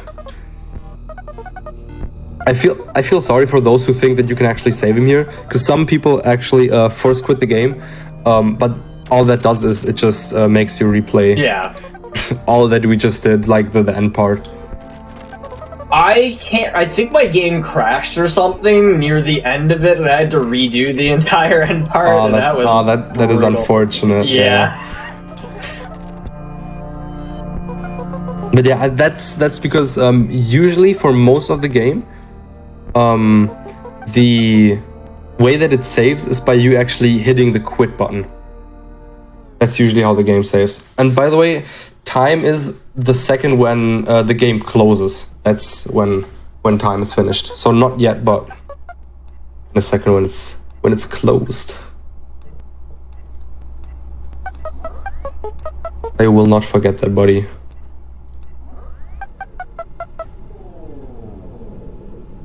That would be time. Yeah, that was Buddy Simulator 1984. Which is the speedruns is about like somewhere between depends on the ending, obviously, but this ending usually somewhere between 150 or like somewhere between 2 hours and 1 hour 30. That's usually where the speedrun time lies. Depending on how good your run is, obviously. Yeah, there's the credits. I'll just quickly speed through. 4 devs. And all of the special things. Fun fact, one of the characters, that's also what they put at the beginning to, like after the 4 devs, one of the characters was made, this is by the way, I love this, that they thank the player personally. But one of the characters is actually made, or like was created in a competition for making a body sim character. They added him, which I think is pretty cool. And also for completing this ending, you will use songs. You will get one of these 4 songs. In this case, you will get You and I. In case of ending 2. So, yeah. It's a lovely little speedrun, I think. Yeah, I really liked this game, obviously. I think the interesting thing about speedrunning this is that for the most part, you can, like, the route is, from my understanding anyway, the route is mostly the same for endings 1 through 3. So you can, once you have the basis down for that, you can kind of split off from there. Technically, I guess it's also the same for 4, but, like, not really. Yeah, for 4 it's just, yeah. But fun fact, for ending 3, actually, you can do an ending 2 run for ending 3. And what I mean by that is, but do you know how one gets ending 3? I know how you get all the endings. Okay. But yeah, like, because ending 3 is like, it's basically ending 2, but just a bit more rude, I guess you could say. Yeah, it's essentially what we did now. So, I suppose we're kind of, for everybody out there, we're kind of talking around it, mostly because if you're interested in the game, you can go out and, like, actually enjoy it, because this is a fairly small game, so it's possible a lot of you haven't, so that's why we're kind of talking around it instead of being overt, because it is kind of spoilerish. Also, if you want to get the game for cheaper, it gets on sales very frequently. Just saying. But yeah, we're trying to talk around it to not spoil those who want to play it again, or like play it for the first time, I guess. But yeah, basically what you can do is if you do things for ending 3 at the very beginning, the rest of the run you can do the same as you would for ending 2, and you will still get ending 3. Like, just barely. Okay. So basically, ending 3 can be the same time as ending 2. Yeah, because it's sort of like a morality compass, I guess, is the least spoilerish way to... Yeah, pretty much. But yeah, should I play the song that we get for the ending, or should I leave that to be discovered by those who want to play it themselves? I'll leave that up to you. Alright. I mean, I like the song, but I don't know if it fits for being a speedrun, you know? I don't remember the song. Well, actually, we'll let people find the song on their own. Alright. Sounds good. So I know you don't have a lot to plug, but if you liked this game, the devs do have so the speedrun Discord's actually blended into just the dev Discord. So they do have a Discord. I will link.